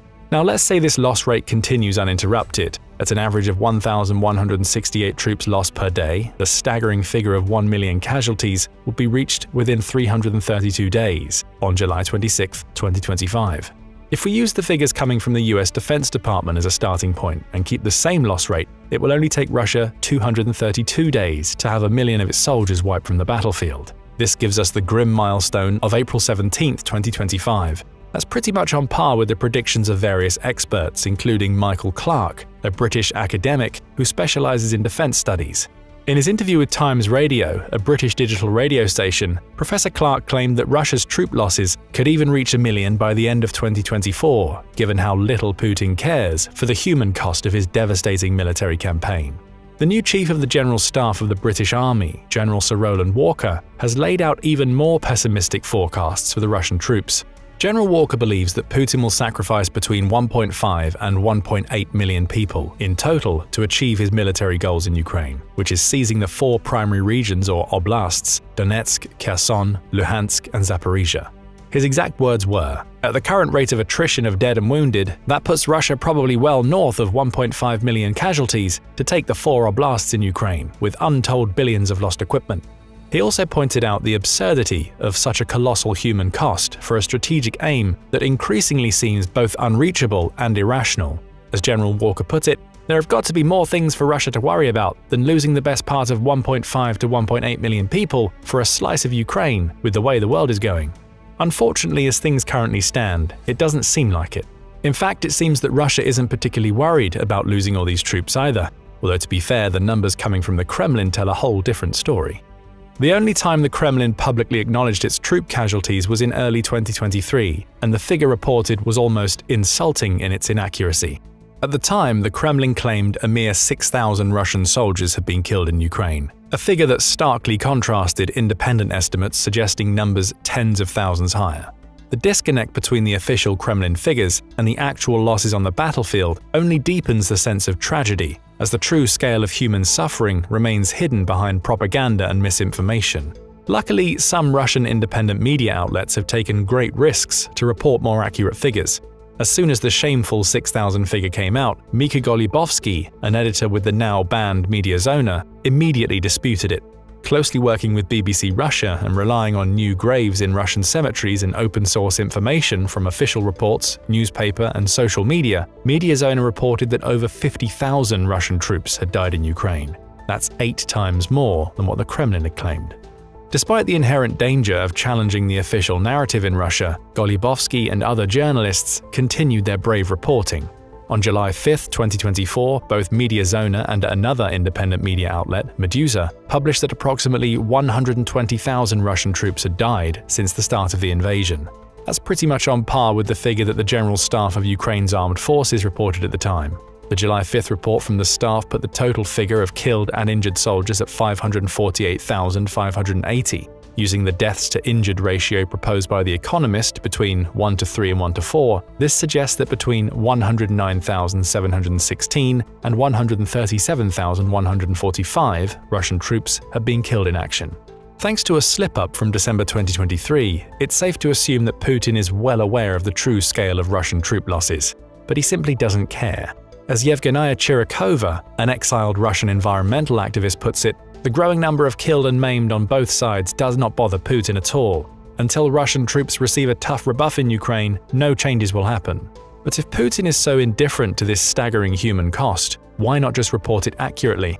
Why not use it to rally the nation around a narrative of sacrifice and patriotism, painting the war as a heroic struggle for Russia's survival? Well, this type of spin would have been possible some tens of thousands of dead soldiers ago. Now, reporting actual figures can only backfire, revealing the full extent of the disaster that Putin's regime has tried so hard to conceal. But wait a minute, shouldn't the Russian people be well aware that their friends, family members, and neighbors are dropping like flies in Ukraine? Well, they are. But that's people outside Russia's 2 largest cities, Moscow and St. Petersburg. You see, Putin has been very careful not to conscript people from these major cities. Why? Because this way, he shields the urban elite from the direct impacts of the war, preventing a potential backlash from those who have the power to question and challenge his decisions. Additionally, not drafting young men from Moscow or St. Petersburg has caused many wealthy Russians to return to these cities after previously fleeing them to avoid the draft, thus offsetting the economic damage done by Western sanctions. But if Muscovites aren't the ones dying on the Ukrainian battlefield, who is? Who makes up the bulk of the hundreds of thousands of Russian troop casualties? To put it simply, they're troops that the Kremlin doesn't care about. Contract soldiers, foreigners, convicts, reservists, they're the ones filling the ranks and bearing the brunt of the casualties. As far as contract soldiers, or kontraktniki, as they're called in Russia, go, they receive little sympathy from the public or the Kremlin. After all, they chose to enlist and are well paid for their service. As Sergei Krivenko, a human rights activist from Moscow, puts it, ordinary people do not feel particularly sorry for them. And judging by the measures implemented by the Kremlin, Putin doesn't either. In May 2022, the 40-year age limit for contract soldiers was abolished, allowing applicants up to the age of 65 to enlist. Now you might wonder, why would anyone in their 60s willingly head to a conflict zone? The answer lies in the desperate economic circumstances faced by many Russians. For some, the prospect of a well-paying contract job in the military becomes a lifeline amidst financial hardship. In this regard, the broadening of eligibility reflects a grim calculus. When the cost of war becomes unsustainable, the Kremlin is willing to pull from increasingly desperate or less privileged demographics, prioritizing immediate military needs over long-term human costs. To make this brutal calculus possible, the Kremlin has been offering a monthly salary of at least $2,300. To put this figure into perspective, you need to know 2 facts. 1, the salary of a contract soldier before the war in Ukraine was around $360. And 2, the national average income in Russia is roughly $900 a month. And that's in regions that are better off. In poorer regions, it's half of that, $450. Throw the one-off recruitment bonus of at least $2,200 and high payouts in the event of disability, $33,000, and death, $55,000 into the mix, and it becomes clear why the Kremlin's offer is so tempting to those in desperate financial straits. That's also why the Kremlin is constantly hiking up the target figures for kontraktniki. In March 2020, Russia had approximately 405,000 of these soldiers. This figure was expected to rise to 500,000 by 2027. But then Russia launched a full-scale invasion of Ukraine, so the target figures dramatically increased, while the time frame for achieving them significantly shortened. In December 2022, it was announced that 695,000 contract soldiers would be serving in the Russian armed forces by 2026. A year later, in December 2023, the number was increased to 745,000 troops by 2027. Even with all the incentives, it's easy to see why these figures are unlikely to be met without significant strain. That's why the Kremlin resorted to another shameful tactic, coercing individuals who might otherwise have never volunteered for service. In this sense, the war in Ukraine has started to resemble the Chechen wars, which were primarily fought by forced conscripts.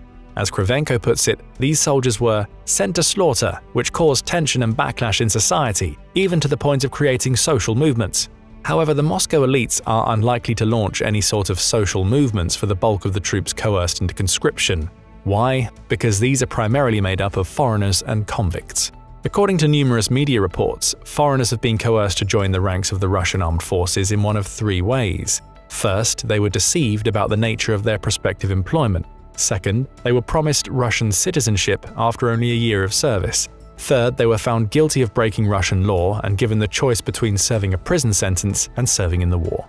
The first disgraceful way is how a 21-year-old from Sri Lanka found himself on the Ukrainian battlefield. He joined the Russian armed forces for the second reason, receiving Russian citizenship, and was told he would only be employed in a non-combat role. Instead, he was thrust into the front lines, far from the safe, supportive role he'd been promised. That's how he ended up wounded and captured in Ukraine, which is why he also decided to share his story with DW, a German state-owned broadcaster under the watchful eye of Ukrainian military personnel. When he was first sent to the outskirts of the Russian-occupied Ukrainian city of Donetsk, he told his commander that he wanted to return to Sri Lanka. However, he was told that doing so could land him in prison for 15 years per the contract he had signed. So he stayed put, together with dozens of other citizens from India, Kyrgyzstan, Nepal and Tajikistan, all of whom were similarly trapped and betrayed by the Russian military's duplicitous promises. Besides false promises, the Kremlin also showed it had no problem changing the rules of the game whenever it felt like it. Before the war, foreign military recruits had to complete a 5-year contract in the armed forces to obtain Russian citizenship. Once Russian soldiers started dying in bulk, this period was reduced to only 1 year of service. But here's the kicker. Sure, they will receive citizenship after a year, however they'll still have to continue serving, as Putin stipulated that contracts of all kontraktniki will remain valid until the end of his so-called special military operation in Ukraine. During this period, no contracts can be cancelled, and all of those about to expire must be renewed. In other words, foreign fighters don't get to start over in a new country, they get to die as Russians. Russian convicts went through something similar. Initially, the Kremlin was recruiting convicts by promising them a pardon after serving for 6 months, even if they had been convicted of the most violent crimes. However, as the war dragged on and casualties mounted, the rules changed. The only way for most of these convicts to receive a clean slate was to serve until the end of the war in Ukraine. Also, for many of them, a full pardon was off the table, with only a reduction in their sentences or some other form of leniency being offered. Now, some might see this as just, as people who committed heinous crimes shouldn't be allowed to escape their past so easily. However, the fate of these individuals should be viewed in a greater context. Their situation shows just how easy it is for the Kremlin to exploit the power it inevitably holds over those in desperate circumstances. These prison recruits have not only been thrust into a perilous conflict under false assurances, but they've been practically used as cannon fodder in a war that offers them no real chance of survival or redemption. Ever since Putin ordered the now late Yevgeny Prigozhin to start recruiting prisoners in June 2022, these inmates turned soldiers became prime meat for the Kremlin's grinder. According to the BBC, the inmates recruited by Prigozhin survived in Ukraine for an average of 3 months. Those recruited by Russia's Ministry of Defense after its rift with Prigozhin survived for only 2 months on average. Though several conclusions can be drawn based on the difference between the two figures, the only one that matters is that both the ministry and the Wagner Group, previously led by Prigozhin, treated convicts as nothing more than an expendable force to be thrown into battle. As one soldier who wasn't part of the storm platoons made up entirely of convicts puts it, "Storm fighters, they're just meat." This brings us to another crucial aspect to discuss. How are all these tens of thousands of soldiers dying in Ukraine? By now, the number one way Russian troops are being killed in Ukraine is probably obvious: the infamous meat grinder military tactic. And if that name isn't graphic enough for you, let's paint a clearer picture. The meat grinder refers to the brutal, attritional approach where waves of soldiers are sent into fiercely contested areas, often under relentless artillery fire and close-quarters combat. This strategy is designed to wear down the enemy through sheer numbers and reveal its firing positions, but it comes at a horrific cost. After employing this strategy in the second year of the war in Ukraine, the Russian body count increased by nearly 25%. However, Russia also scored some significant victories in Avdiivka and Bakhmut in eastern Ukraine. While helping Russian armed forces to capture Bakhmut in the spring of 2023, the Wagner Group lost 22,000 of its soldiers due to this merciless tactic. And that's where the problem lies. The semblance of success has only added more bodies into the meat grinder. The worst part, the Kremlin is so blinded by these fleeting triumphs that it continues to perpetuate this devastating tactic in Kharkiv, even though it's already proven unsuccessful in the region.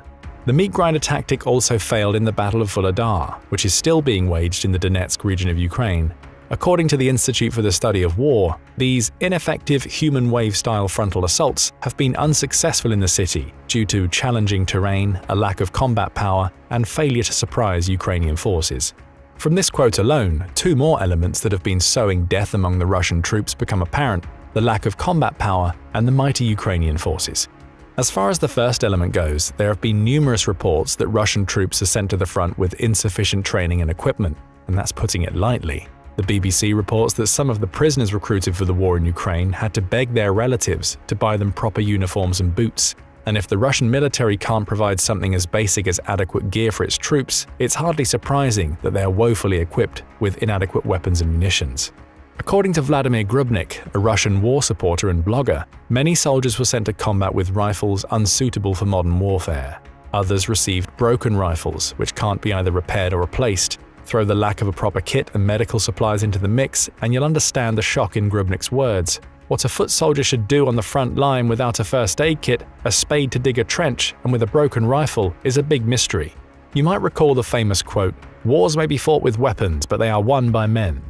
Right about now, let us stop you there. The soldiers fighting for Russia in Ukraine can barely call themselves that. The only thing that sets these individuals apart from regular people is a fortnight of military training, if that.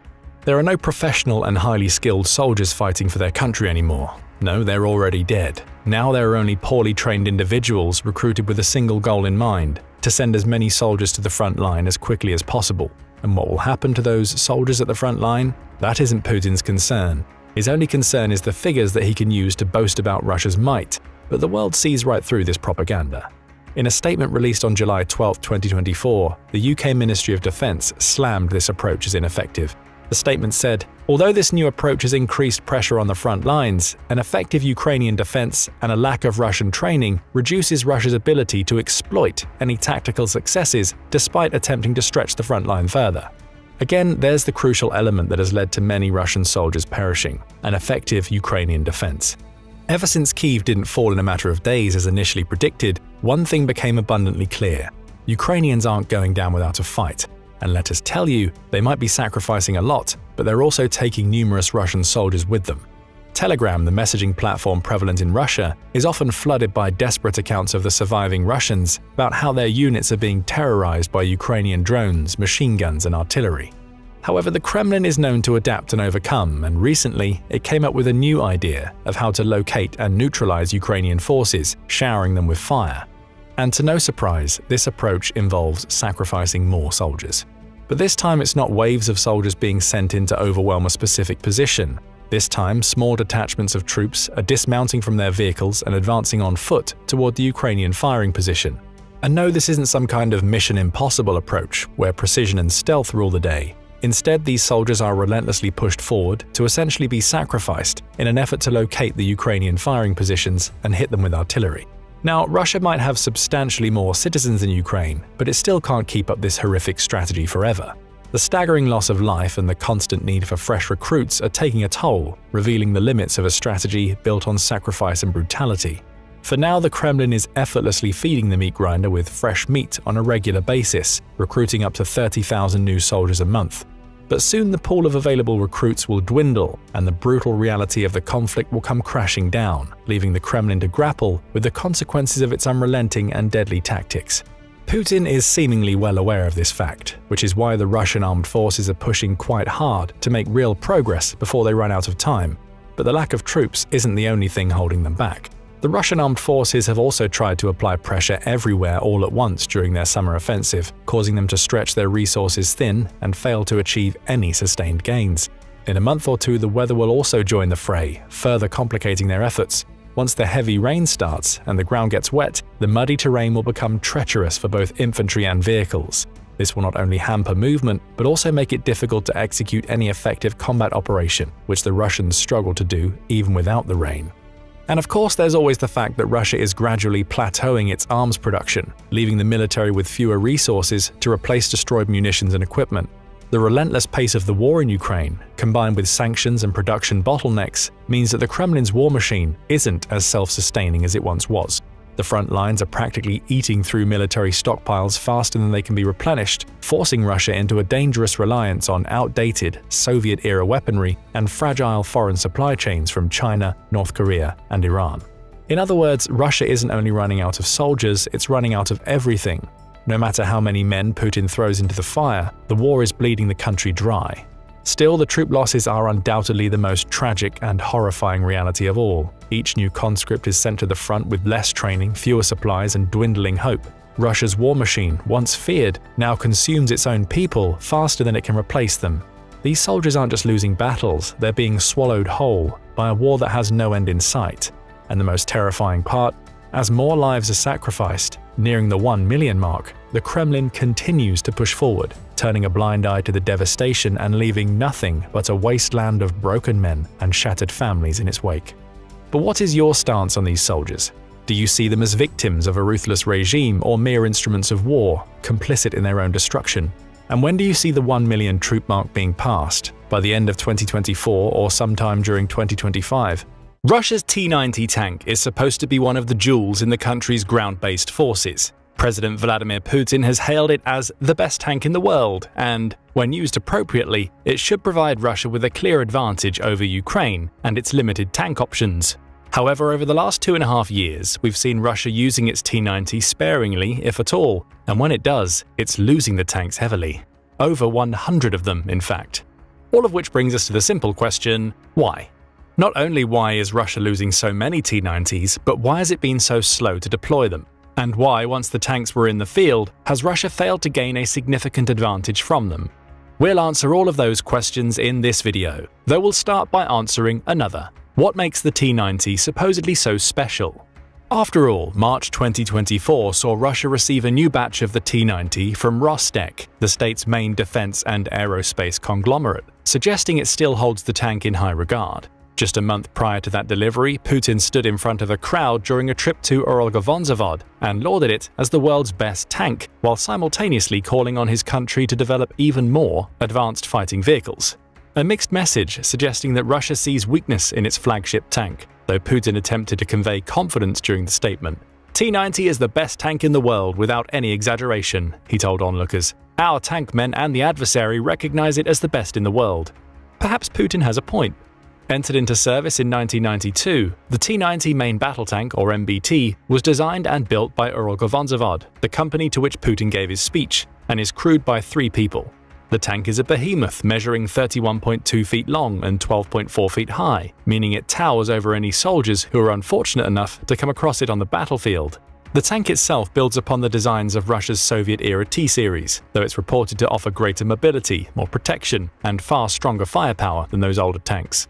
Speaking of firepower, the T-90 has a single 125mm 2A46M smoothbore gun, which is fitted with a thermal sleeve and stabilized on the tank using a pair of axes.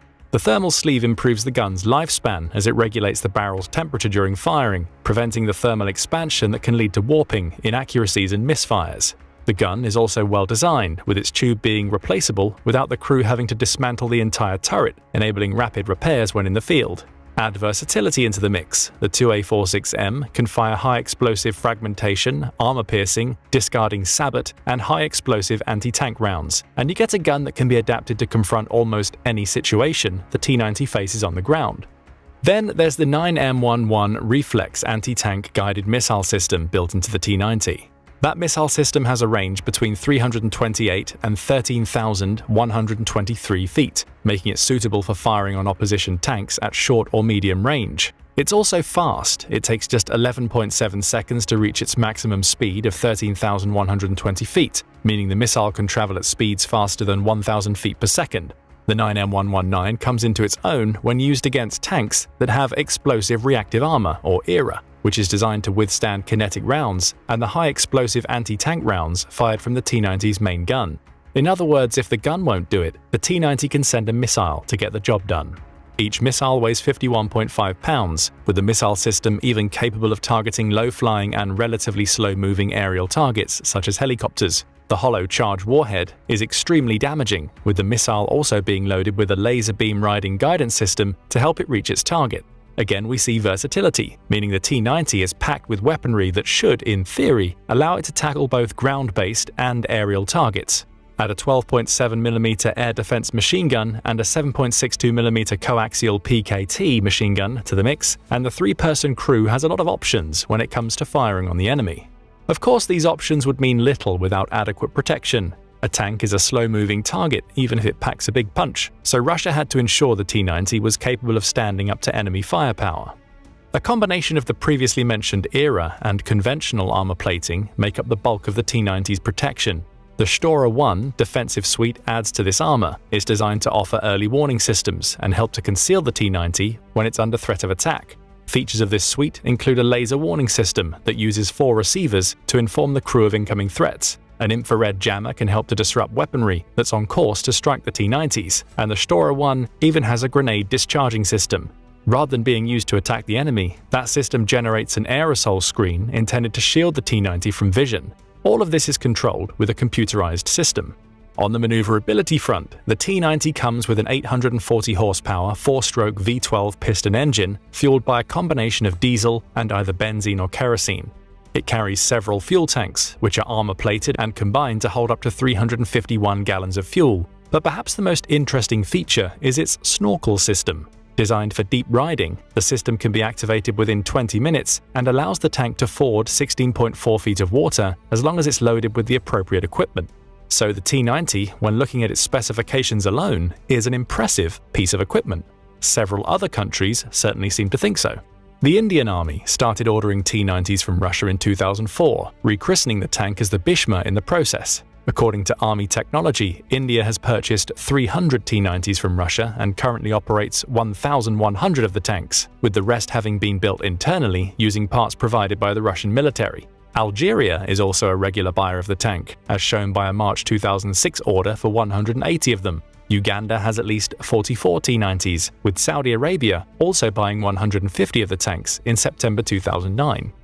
This base T-90 model has gone through numerous upgrades in the years since its introduction, culminating in the T-90M model 2017, also known as the Proyev 3. It's this upgraded version that Putin believes is the best tank in the world. Designed in the wake of Russia's counter-terrorism operations in Syria in the 2010s, the T-90M has a more powerful engine than the T-90, upgraded to 1,130 horsepower compared to the standard version's 840, and is equipped with the PNM Sosna U gun-of-view system.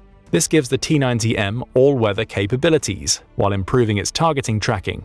Upgraded ERA and a new steering wheel have been built into the latest variant of the T-90, as has a removable turret bustle, allowing the tank to store 8 additional rounds. The T-90M is also faster than the base model, as it's capable of reaching speeds of up to 37.2 miles per hour, and it can cruise for up to 341.7 miles. Beyond that, the T-90M uses the same weapon systems as those built into the base T-90. Regardless of the variant used, Russia has a tank that it should not only be able to use to strengthen its army, but is desirable enough that other countries are willing to spend hundreds of millions of dollars to get their hands on it. No wonder Putin claims it to be the best tank in the world. But there's a problem. For as powerful as the T-90 and T-90M appear to be on paper, it's proven somewhat ineffectual in the war in Ukraine.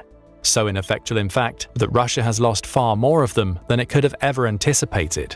On July 16, 2024, Newsweek reported that the T-90M tank losses had reached a grim milestone. It was on this date that those losses hit the three-figure region, with Newsweek quoting the open-source war track Oryx as claiming that Russia has lost 100 of its T-90Ms since the beginning of the Ukraine war. However, that 100 number may be a misnomer. Oryx says that it only records a loss when photographic or video evidence is available, meaning the actual number of T-90 and T-90M losses may be significantly higher than recorded here. Even so, these 100 T-90 losses are now part of the 3,235 tanks Russia has lost during the war, 2,199 of which are confirmed to be destroyed, that Oryx has recorded. Ukraine's defense ministry says the number is much higher, putting Russian tank losses at 8,227, more than double the amount that Oryx has been able to visually confirm. Assuming the defense ministry's numbers are accurate, this would suggest that Russia has actually lost more than 200 of its T-90s in Ukraine. This wasn't supposed to happen. Speaking to the Kyiv Independent, Martin J. Doherty, the author of Aircraft, Tanks and Artillery of the Ukraine War, points out that the T-90 is a combination of the best parts of the T-72 and the T-80. The former's proven chassis combined with the advanced weapon systems built into the T-80 to create a tank that should be more than capable of handling operations in Ukraine. This should have been a winning combination, Doughty says, and until the invasion of Ukraine, the overall impression was positive. Looks are clearly deceiving. Which brings us to another question. Why is Russia losing so many T-90Ms and earlier variants of the tank in Ukraine? There are several possible reasons, starting with something that often goes unstated in Russian rhetoric when describing the T-90. The tank wasn't built to handle the newer generation of top attack weapons that Ukraine has been deploying to counter Russia's tanks. That's according to Doughty, who points out that the T-90 defenses were developed to counter traditional threats, with those defenses carrying over to the fourth generation T-90M. That lack of top-down defenses is something that Ukraine has been able to capitalize on. That's according to Warrior Maven, which noted in a July 2023 report that Ukraine has been using an anti-armor weapon called an N-Law to take out tanks. Made by Saab Bofors Dynamics, the weapon was a joint venture between the UK and Sweden, both countries that are providing military aid to Ukraine, and is a lightweight and portable missile that can be fired by dismounted infantry. In other words, soldiers on the ground can use it in ambushes against patrolling troops, buildings, and light armored vehicles. The weapon is also effective against tanks. Though the N-Law won't always fully penetrate a tank's armor, the fact that it's a top-down weapon means that it can be lethal as long as a soldier targets the tank from an elevated position. Add to this the fact that an N-Law can fire a high-explosive anti-tank round, and you have a weapon that Ukraine can use to counter the T-90's seemingly impressive defenses. Still, there are other factors at play, according to Doughty.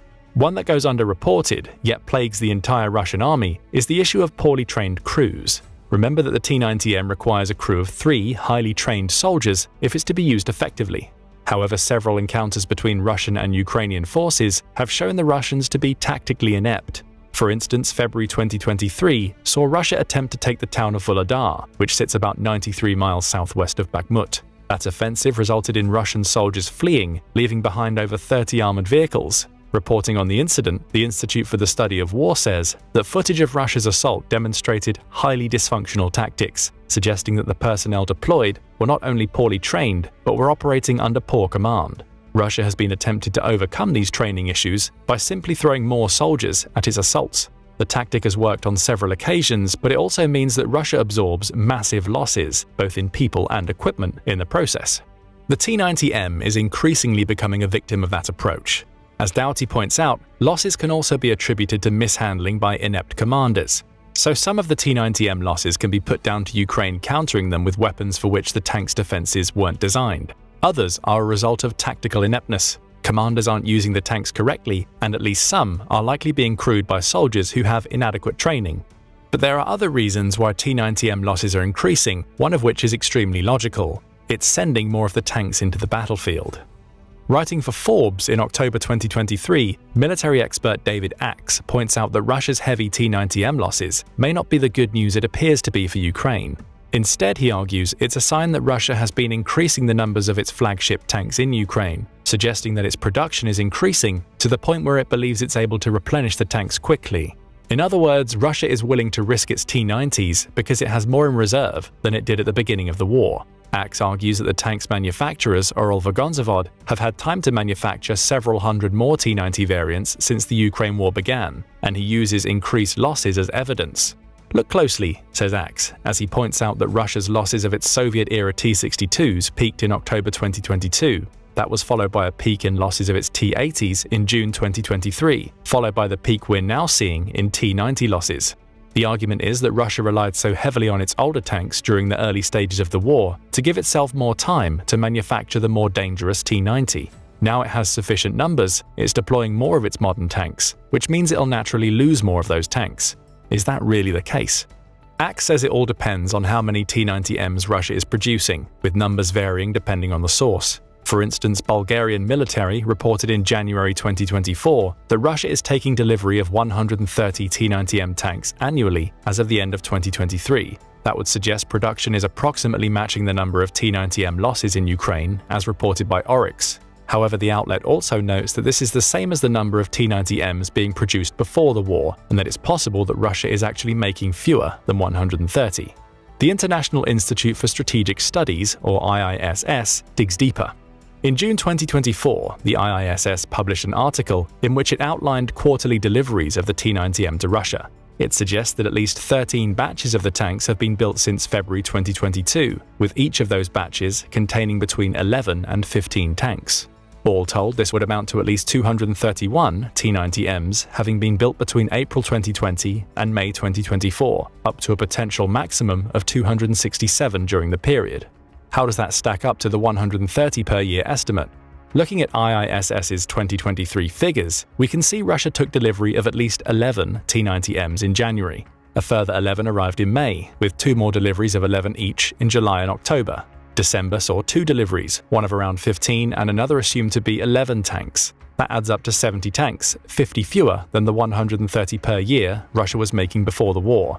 However, there's a caveat here. Russia's pre-war T-90M production likely factored in tanks being made for sale to other countries. Given that Russia is selling less of its weapons with the war ongoing, it may have scaled back T-90M production to save money while still building enough of the tanks to match pre-war stock that it was keeping for itself. The IISS also points out that many of the T-90Ms entering Ukraine could be upgraded versions of T-90As. Upgrading those old models would cut production times, though it also comes with the issue of dwindling stocks. Russia may have as few as 50 T-90As in storage as of late 2023, with a further 100 in active service by early 2024. So what does all of this mean for Russia and its T-90M losses in Ukraine? It's clear that Russia is building more of the tanks, even if the rate at which it's doing so is disputed. As David Axe points out, it's already burned through much of its stock of the older T-62 and T-80 tanks, meaning it has fewer of them available to deploy. All of this means that more T-90Ms are heading into Ukraine, which, when considering Ukraine has NLAWs to counter them, and the crews of those T-90Ms are possibly poorly trained, would naturally lead to a spike in T-90M losses for Russia. A logical conclusion. However, it also can't escape notice that Ukraine has been coming up with increasingly novel ways to destroy the supposed best tank in the world. We've already covered NLAWs and how they give Ukraine top-down attack capabilities that can overwhelm a T-90's defenses. But in the absence of NLAWs, Ukraine has shown that Russia's flagship tank has a surprising array of vulnerabilities that allow it to be taken out by less conventional means. For instance, there's at least one recorded instance of Ukraine defeating a T-90M with armored vehicles. In January 2024, Forbes reported on drone footage captured in Stepova, which is just outside Avdiivka. The town has been a key location since the beginning of the war, with Russia finally managing to take it in February 2024. But at the time the footage was shot, fighting was still ongoing and intense. The footage shows a pair of M2 Bradley infantry fighting vehicles circling a T-90M tank. The vehicles, which weigh about 30 tons each, should have been no match for the tank and its superior weapon systems. However, the M2s were doing well. One, acting as a decoy, rattled off a few rounds from its 25mm automatic cannon before speeding away from the tank, as the second came to within feet of the T-90M to open fire with its own 25mm armor-piercing rounds. The tag team was doing well until a near disaster struck. The M2s ran out of armor-piercing rounds. That should have made them easy pickings for the T-90M, which had withstood the initial onslaught well. However, the crews of the M2s wouldn't give up, both switched to high-explosive rounds. While that sounds like a better alternative, the high-explosive rounds are less powerful than the armor-piercing ones, or at least in the context of trying to pierce a tank's armor. Worse yet, the M2's armor-piercing rounds hadn't lived up to their name. The T-90M's reactive armor had repelled them long before they reached the several inches of composite base armor lying underneath. Then, an idea. One of the M2 crew members, who gave his name as Serhiy to Forbes, decided to change his target. Rather than penetrating the T-90M's armor, he would hit its optics. "I started blinding him so he couldn't leave," he claimed afterward. What followed was the T-90M taking a battering from explosive autocannon rounds, which triggered its explosive reactive armor to the point where the armor itself destroyed the tank's optics. The turret went into an uncontrollable spin, and the tank rolled away, hitting a tree before the three-person crew bailed. With the crew gone, Ukraine was free to destroy the T-90M with a drone the next day. This incredible footage showcases two of the issues we've touched on already in the video. First, the T-90M's defenses aren't as impressive as they first appear, especially when stacked up against unexpected tactics and weaponry. Second, it's clear that well-trained Ukrainian troops can defeat the poorly trained crews manning many T-90Ms. A pair of M2 armored fighting vehicles should have been fodder for the supposed best tank in the world. Instead, they managed to take it out using clever tactics and by exploiting vulnerabilities in the T-90M's defenses. This is far from the only instance of Ukraine taking out T-90Ms with interesting tactics. In May 2024, Newsweek reported on new footage that showed several Ukrainian unmanned aerial vehicles, or UAVs, descending on the location of a T-90M tank somewhere along the front lines of the war. Published on Telegram, the video showcases a kamikaze UAV flying directly onto the tank's engine, followed by a second one that maintained distance to shoot at the tank's turret. The assault damaged the T-90M's guidance system, essentially immobilizing it before several Ukrainian units tried to set fire to the vehicle. That didn't work. So it was up to another drone operator to finish the job. In a statement released after the footage emerged, Ukrainian fighters said, "We got tired of watching this," referring to the attempts to set the T-90M ablaze. And one of our pilots decided to show a masterclass, hitting clearly between the turret and the hull of the tank. That was all it took. The T-90M burst into flames, and Ukraine had proven that it could take out Russia's flagship tank using nothing more than a handful of inexpensive drones and a lot of skill. NLAWs, M2s, and UAVs, a combination of weapons and vehicles that have proven to be useful against a T-90M.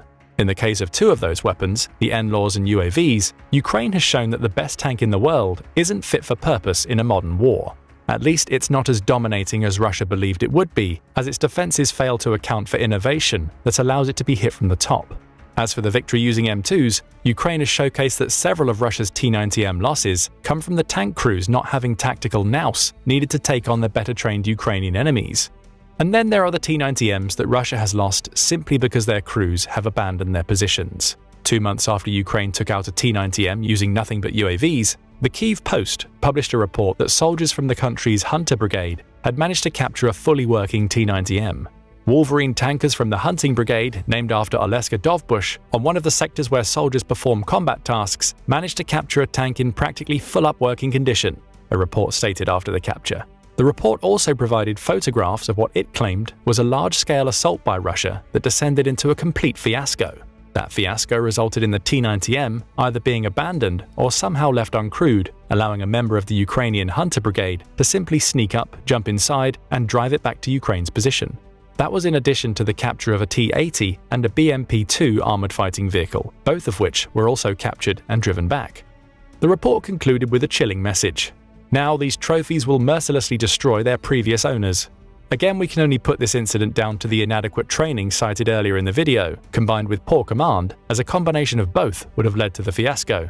In this case, Russia's soldiers failed enormously, so much so that they left a valuable asset unguarded, allowing Ukraine to steal it from right under their noses. By now we have a good picture of why Russia is experiencing so many T-90M losses in the war. It's maintaining some level of production, likely between 70 and 130 T-90Ms per year, which is allowing it to slowly introduce more of its best tanks to the battlefield. But more tanks lead to more losses as a natural outcome of war. It's also being spurred on to introduce more of its T-90Ms because it's losing so many of its cheaper Soviet-era tanks. As their stockpiles dwindle, Russia is using newer and more expensive tanks. Then, of course, there's Ukraine's ability to counter the T-90M threat. Russia's tank can't stand up to NLAW fire, and it's being shown to be vulnerable to UAVs and even well-trained soldiers operating the kinds of vehicles the T-90M should easily be able to destroy. Throw inadequate training and inconsistent command into the mix, and you have a recipe for losses. There's only one question left to ask. What can Russia do next? Right now, its T-90M losses aren't so heavy that it can't replenish them over time. However, it's also manufacturing new tanks in such limited quantities that the T-90M will only ever see a limited role in Ukraine. Still, it also has an even newer tank that it claims is even better than the T-90M, the T-14. So why haven't we heard much about this tank's exploits in Ukraine? The answer is simple. In April 2023, Reuters reported on the debut of this new tank in Ukraine. However, we've heard little about it since because Russia is using it in an extremely limited capacity. Production of the tank, which has an unmanned turret operated by a crew in an isolated and armored chamber within the tank's hull, is likely less than 50 per year, according to the British military. As for its usage, it appears the T-14 is being kept behind the front lines, from where it occasionally fires on Ukrainian positions. It's not front and center in the war in the same way the T-90 is. The reason for that is twofold. First, it's an extremely expensive tank, with Newsweek reporting that production is so slow simply because Russia doesn't have the money to make more. Add to that some concerns on Russia's part. It's already seen Ukraine destroy more than 100 of its T-90Ms, with more likely to come, which has exposed the tank as being weaker than it was believed to be. Perhaps the T-14 has similar vulnerabilities, resulting in it being kept out of the battle, so Russia can claim it's the world's most advanced tank without having to prove it. Whatever the case may be, the T-14 is a non-factor at the time of writing this video, while the T-90M is proven to be less effective than Russia hoped. Ukrainian innovation, ingenuity, and tactical superiority have shown that it doesn't matter if you have the best tank in the world if your crews can't operate it and the tank is vulnerable to weapons it was never designed to combat. What do you think about the saga of the T-90M? Has Ukraine exposed it by finding so many novel ways to take it out? Or is the T-90M's failure in Ukraine due to Russia's poor tactics and lack of training?